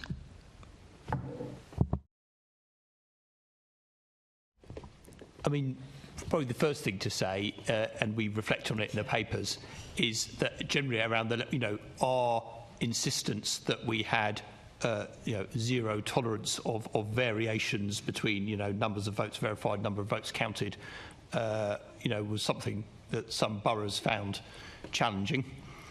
Part of our thinking, of course, about having it, apart from the fact that it's an electoral commission requirement, was that if you make those requirements, then you avoid a scenario in which something like a mayoral recount might be needed, which is a pretty big step to have to take. So I think, if the votes are verified properly, our view, frankly, maybe say different issues, is that the scenarios under which there will be a mayoral recount should be very few and far between, because the votes are counted correctly in the first place.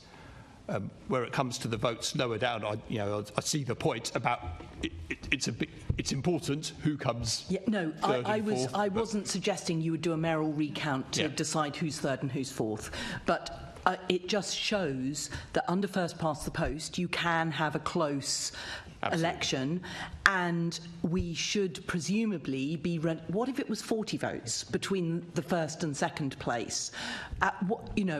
Is there... Do we just take the verification, the number of votes verified and the number of votes counted, and that had to match precisely, is that correct? Yes. So do we take that there would then be, even if the distance was under 10 votes between first and second, there would be no recount? Or, it just sort of feels like you need... We don't know what's going to happen with future votes. We don't know what's going to happen with popularity or otherwise of different political parties. And I just wonder, what thought you've given to that kind of scenario? So this is another area where, again, the respective responsibilities in law of the GLRO and the CRO are different. And in fact, ultimately, in law, it is up to the CROs whether or not they consent to a recount at constituency level. That is the only recount that's allowed in law. We can't recount the lot afterwards. The only provision for recounting is at constituency level, obviously in the normal way, as the draft results, indicative results, are discussed with agents. And however, we did reach an agreement with the CROs that if anybody was considering either suggesting a recount or granting a recount request, that would be discussed with me beforehand. We didn't get to that situation at all in May, but I think where we've always come from, Assemblymember Russell, is that we demand accuracy from the very beginning, and from that flows accuracy, and as we say in the paper, when you have some borough representatives in front of you at a later meeting, which I think is the plan, you will, I know, hear some frustration from some of them on my insistence that people returned back to the verification numbers in the count. And how I, even at single-digit variances, would not accept them. Unless there were some I eventually did accept, but with the knowledge that had been tested and that there were explanations for them. And we took that view that is, at the root of in that foundation lies the beginnings of an accurate count. I think actually there are a number of those points of sort of responsibilities that lie either side of the line that we need to explore a bit more with the constituency returning officers, particularly if we go down the manual route again. Because when it was all being done electronically, and people were literally feeding ballot papers into the scanners and they were being spat out the other end, there wasn't much discretion for anybody. Whereas actually, I know, and I think I would have been the same, I think constituency returning officers felt far more back in control over their constituency counts on a manual count. And in law, they were in control. But again, there's that fine line between them. Well, how do we make sure that there's a consistent approach, including to recount requests, which was the reason that we had established the principle that any recount request that was being taken at all seriously by the CRO, or they felt it should be, would be discussed with me. But we never even got to a request. But I think that's where we come from. We got every step of the way we need to ensure accuracy. But if a recount had been allowed somewhere, we would have had to have be sure whether or not what that meant for the other counts that were still yet to conclude. Otherwise, would have had a lot of noise to deal with. Thank you for that. So at this point, are there any further questions from my colleagues? Can I then, for this part, I think we're coming to conclusion.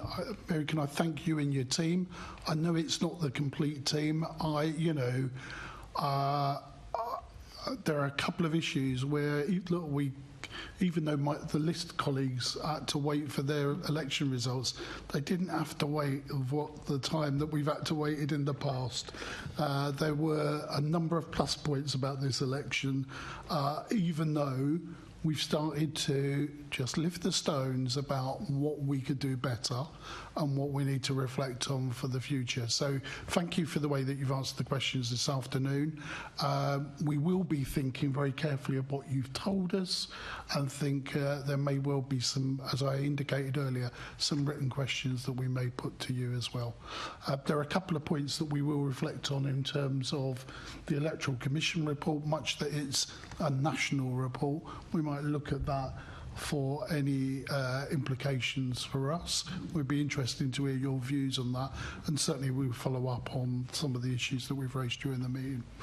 At this point, let's adjourn for a short break, I think for 5 minutes, and then we'll return to the final session of this hearing. Thank you.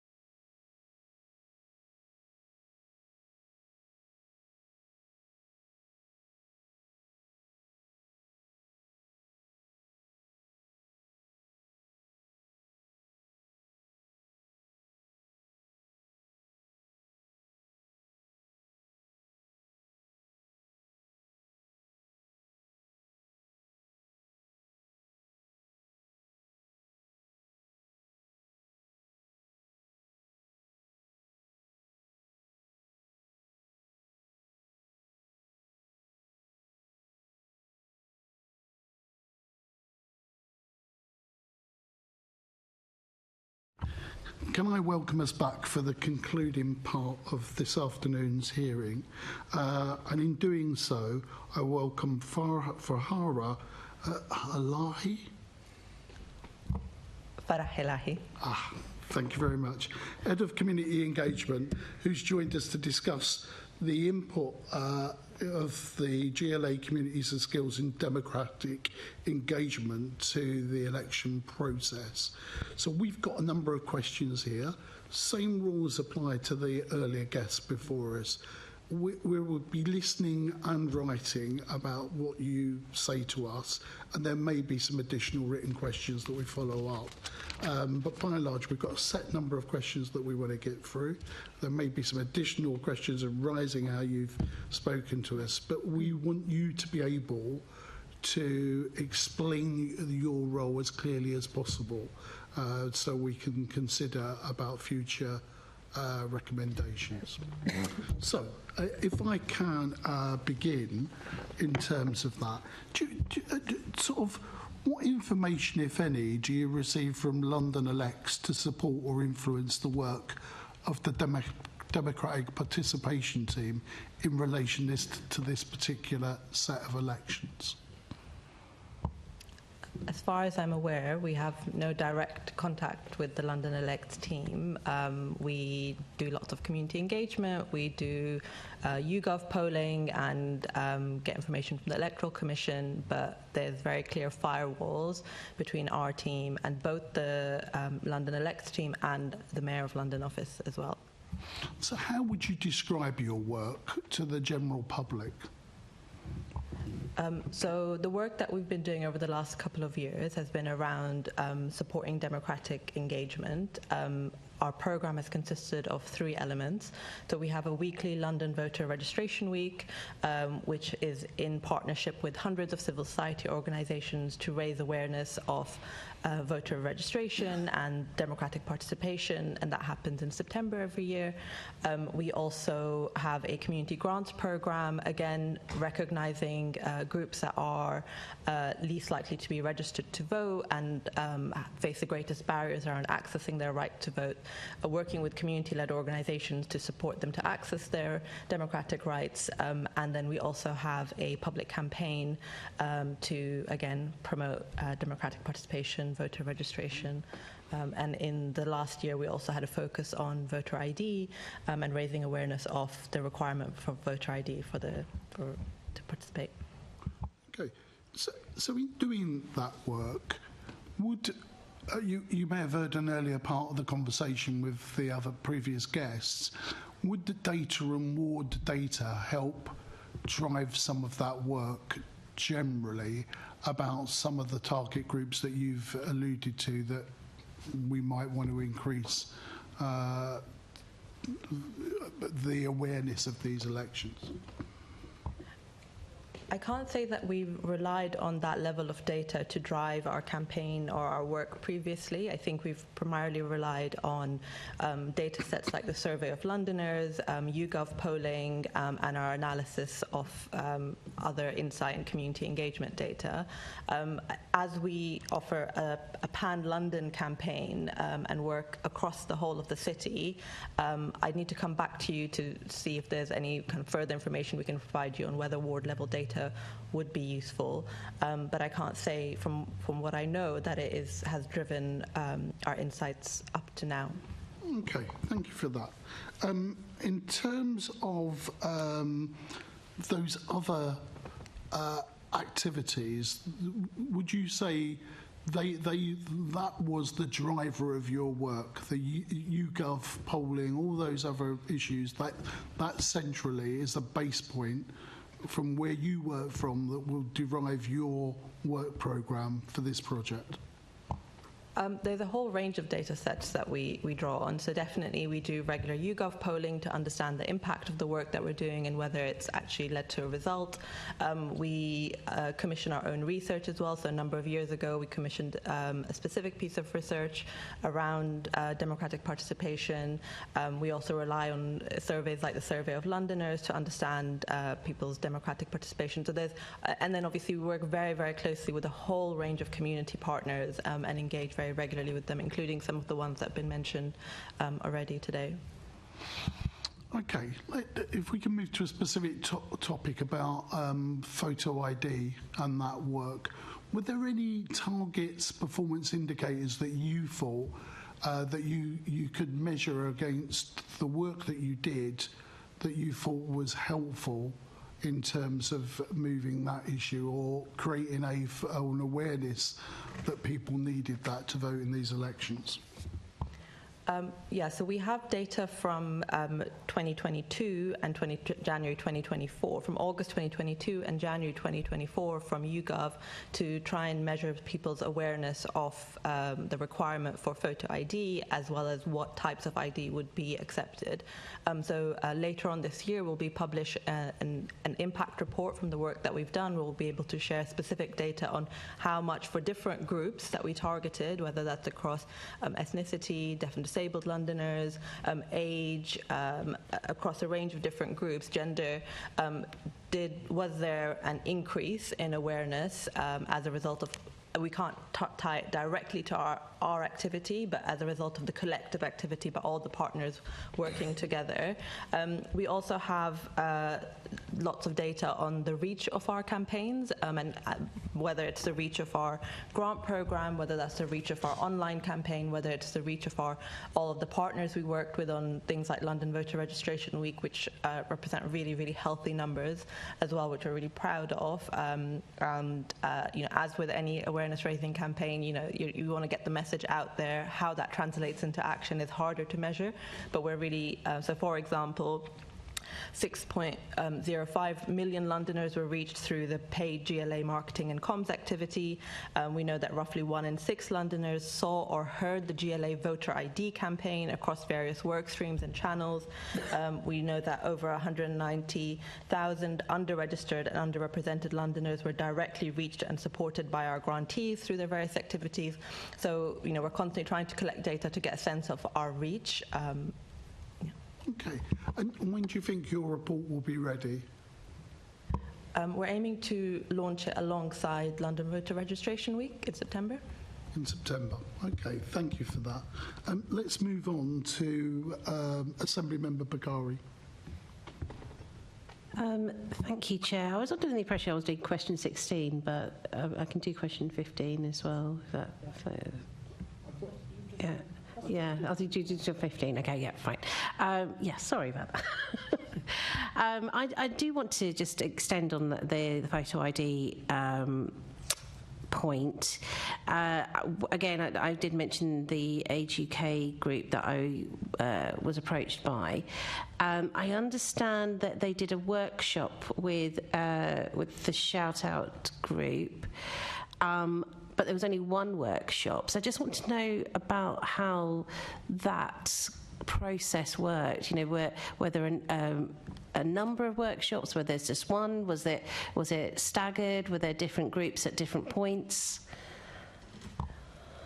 So I can come back to you with further detail on some of those things. So as part of our community grants programme, the Age UK Westminster and Age UK Kensington and Chelsea received a grant from us to support outreach. I don't have the exact details right now in terms of all the activity that they carried out as part of their grant, but I can come back to you with that.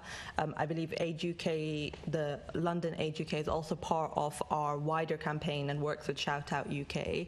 So there's, I guess, a range of different activities that were done with the borough level Age UKs as well as the national, the regional Age UK team, which I can come back to you with further details as well. So, and when you do come back to us, will there be analysis of how successful it was, whether you thought that engagement worked? How do you get that feedback? Will you be going back to those particular groups to ask them? All the grantees have to collect monitoring information about who they've reached, how they've reached them, what impact the activity that they did had, and so we can share that with you. Okay, so on lessons learned going forward, what specific steps are you going to be making from what you've found out already to increase participation before the next election, particularly with the groups that you've just been mentioning? So as you can imagine, we're at the start of a new term, so we're still in program planning phase of our work. There's a new community grants program has been launched that was kind of launched as part of the phase 3 of the current program of work, as well as the London Voter Registration Week. So there's a number of things that are planned for this year, but longer term work planning is kind of currently underway, and I'm not in a position at the moment to kind of commit to the details of that, but we'll be able to share them with you in the way that we normally do. I guess I should say, there is some of the lessons that came up from phase 2 of the campaign. So a couple of things that I'll draw out on is the kind of importance of political literacy. It's part of the conversation that you guys have had already. The team is working on an impartiality manual. So we know a lot of civil society groups are wary of working in this space because of the risks around impartiality. That's something the team is really expert on, so they've developed an impartiality guide to support civil society groups to be able to do this work with more confidence.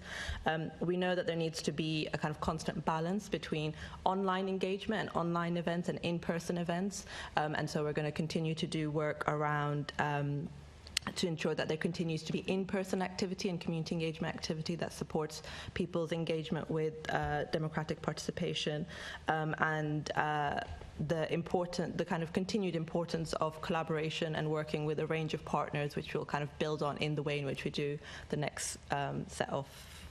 And within those next steps that you're looking at, we were talking quite at length about social media. Is there any specific learning on that particular issue? I mean, social media is obviously, there are certain groups that engage with it more than others. As I mentioned earlier with Age UK, they may have people within their group that may not engage with social media as much. Was there any specific learning on that? Yeah, I mean, I guess it's worth kind of setting out the range of activity that we did to ensure that we reached as many Londoners as possible. So in addition to digital media, we also had video, print, Easy Read, BSL, and I think the largest range of community languages produced. But we also did stuff on the radio and community press to ensure there was reach at scale among London's most underregistered and underrepresented communities who are digitally excluded. We'll be getting the next set of YouGov data, I believe, in August, and we'll use that to also help evaluate our work and kind of direct the next set of activities. And all of that data will be comparative to all previous elections, and we'll be able to see clearly the progression that's been made. Yeah, I believe so. Okay, great. Thank you. Let's move on. Thank you. Really interesting to hear about the political literacy manual. Impartiality. Political impartiality manual, sorry, for NGOs, because I think it is, I agree with you fully that it's something that people are really anxious about, and it sort of understanding how that works is potentially really really helpful. I want to look at what you've done as sort of the GLA sort of communities and skills democratic participation piece to understand voters' knowledge of the role of the mayor and the assembly, each of them separately, and any findings that you have, because if people are going to engage with an election and the democratic process, they need to understand whether or not this thing they're being asked to vote on actually matters to them. And I just wonder what insights you've found from any research that you've done. I'm sorry to say, I'm going to probably have to come back to you on the detail of that to find out just exactly if the team holds any detailed information on that, and then we can bring that back to you. I don't have that information in front of me right now. Fair enough. It would be really helpful to have that, and to kind of just to, I mean, because you will have heard the conversation that we had with Mary Hartley and her colleagues in the first part of this meeting, and it see, you know, it's a complicated election compared to normal elections because people are dealing with different ballot papers, different voting systems, so that it will be interesting to know whether you've got data also on whether people find the complexity of the election off-putting, you know, whether that's something that means that people don't decide not to go and vote because actually I suppose if you don't really understand what that layer of government is for, then the motivation to turn up to a polling station and have your say is potentially less. And if you have data that there is not much understanding of what the Mayor and the Assembly are for, then is that something that the team would consider doing more work on in terms of, so you're doing work in terms of democratic participation, and does that kind of explanation about how the Mayor functions and what the Mayor does and what the Assembly is for and what the Assembly does, is that something that your GLA Community Skills Democratic Participation team can be working on? I think we recognise that political literacy generally, not just in relation to GLA and assembly elections, but more generally can be a barrier for people's participation. So it's definitely something that features in our analysis of the challenges. In terms of the specific commitments and work programme development, that's all kind of underway at the moment, and it's something that we'll kind of, once we're in a position to go through decision-making processes and reporting processes, we'll definitely share.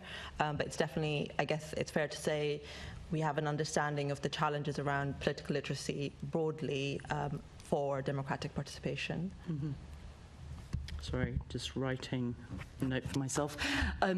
So that's something that we could potentially follow up on. I mean, what's your timescale for setting your work programme for this term? That's a very good question, Assemblymember Russell. That it's all kind of very much underway at the moment, and we're kind of still there's kind of timelines that are being agreed on programme development across the whole organisation. This area of work obviously reports directly to Tunde as the senior responsible officer and has a complete firewall with the Mayor's office.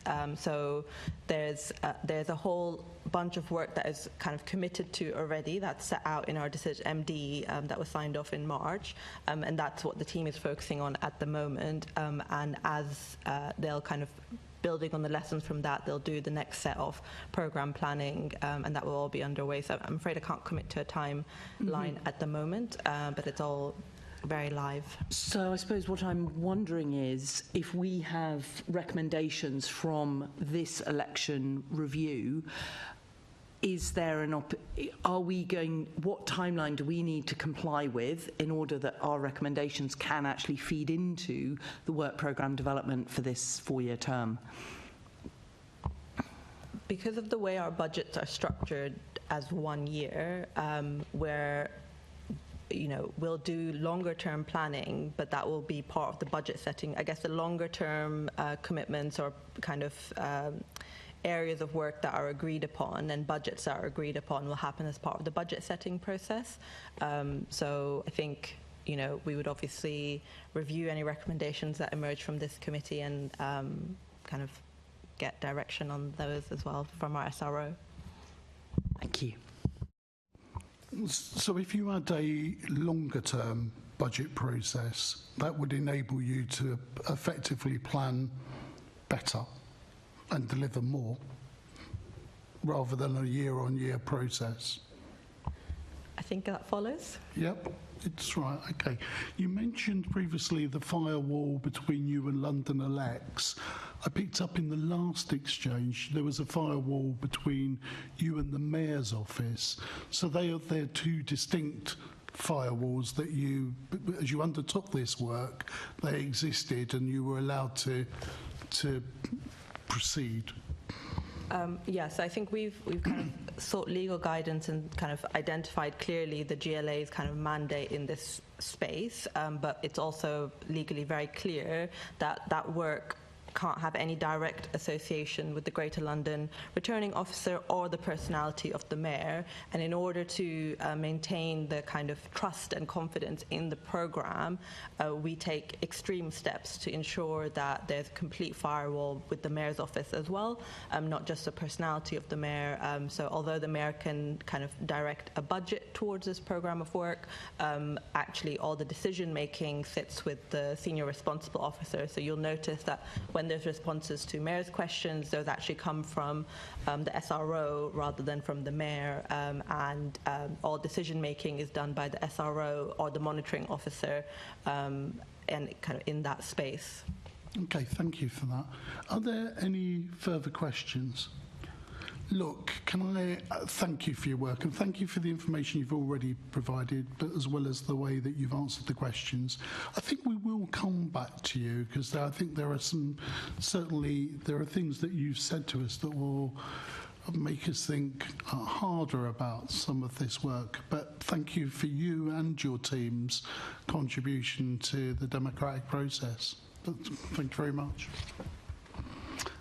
Now we need to do some formal bits. So we've reached the end of the question and answer session. I've done the thank yous according to my note.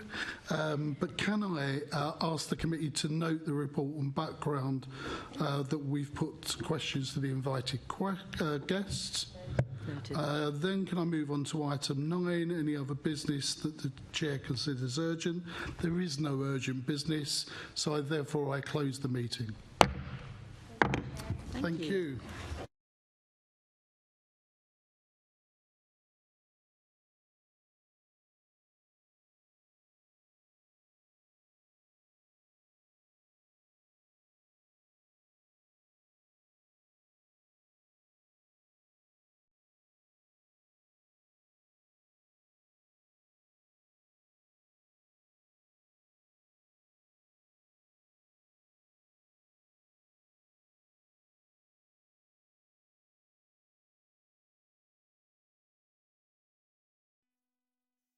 This is the broadcast from City Hall, the home of the Greater London Authority. Please stand by.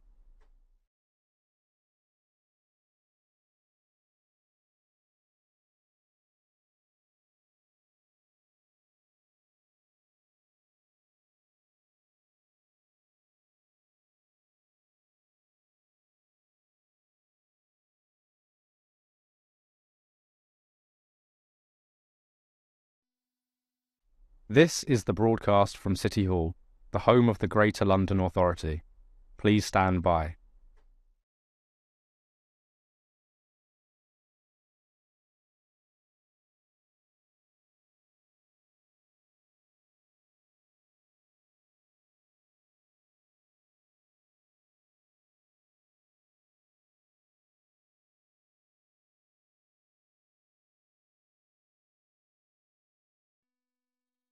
This is the broadcast from City Hall, the home of the Greater London Authority.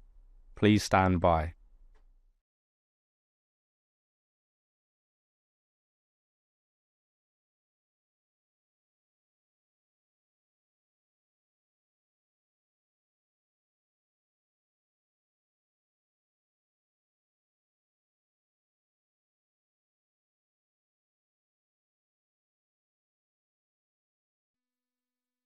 This is the broadcast from City Hall, the home of the Greater London Authority. Please stand by.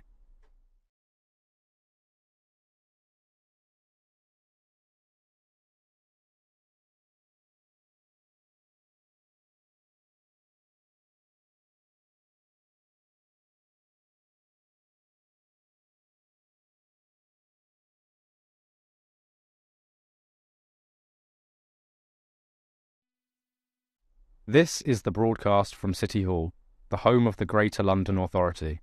Please stand by.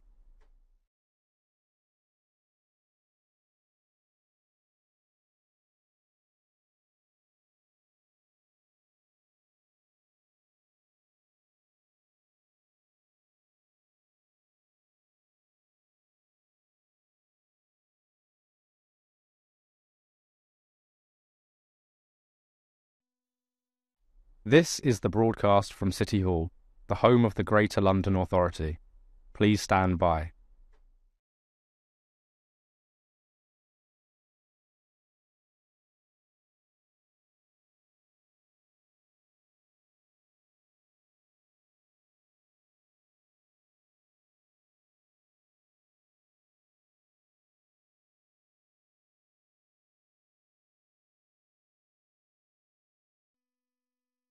This is the broadcast from City Hall, the home of the Greater London Authority. Please stand by.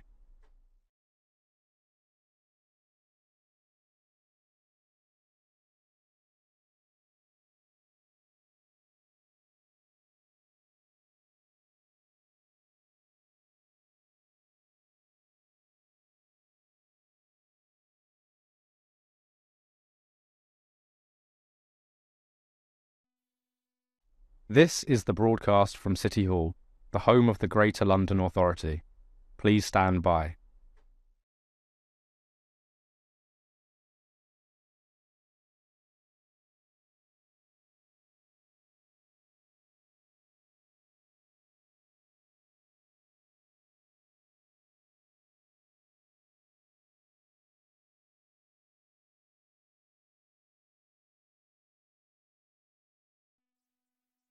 This is the broadcast from City Hall, the home of the Greater London Authority. Please stand by.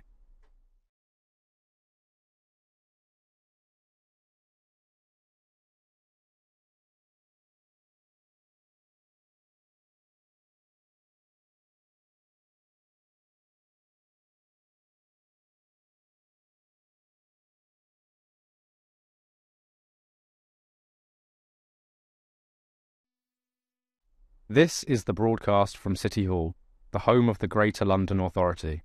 Please stand by.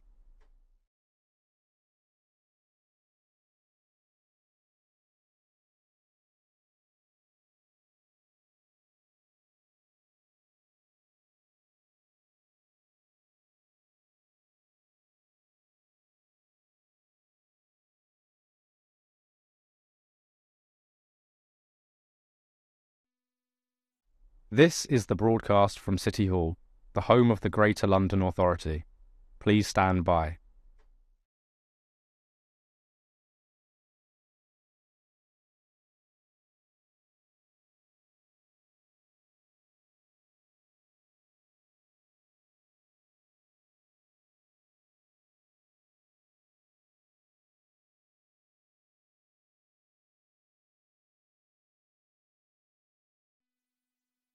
This is the broadcast from City Hall, the home of the Greater London Authority. Please stand by.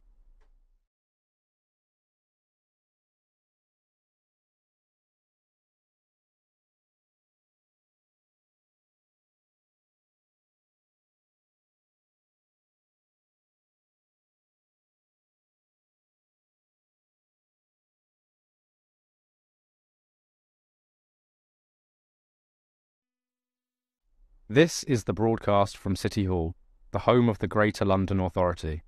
Please stand by.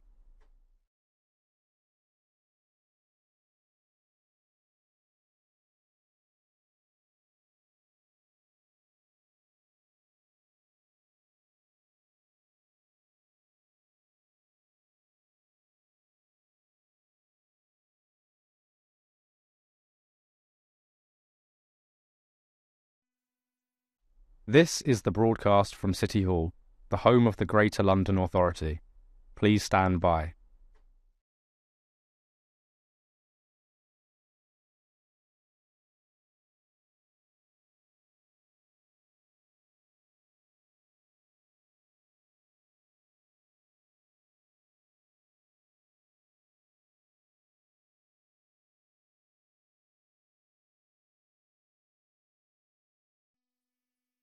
This is the broadcast from City Hall, the home of the Greater London Authority. Please stand by.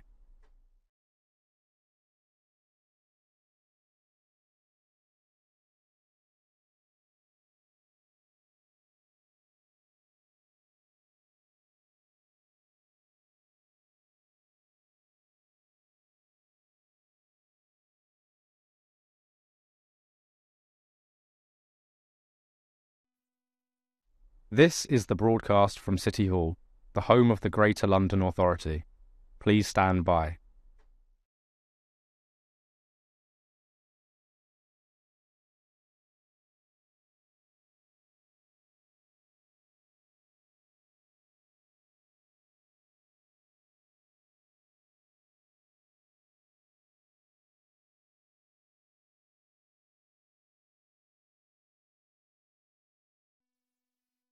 This is the broadcast from City Hall, the home of the Greater London Authority. Please stand by.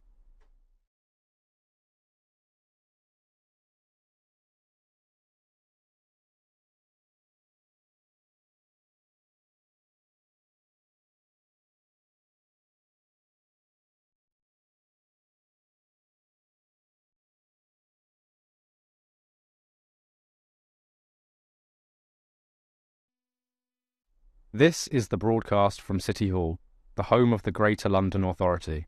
Please stand by.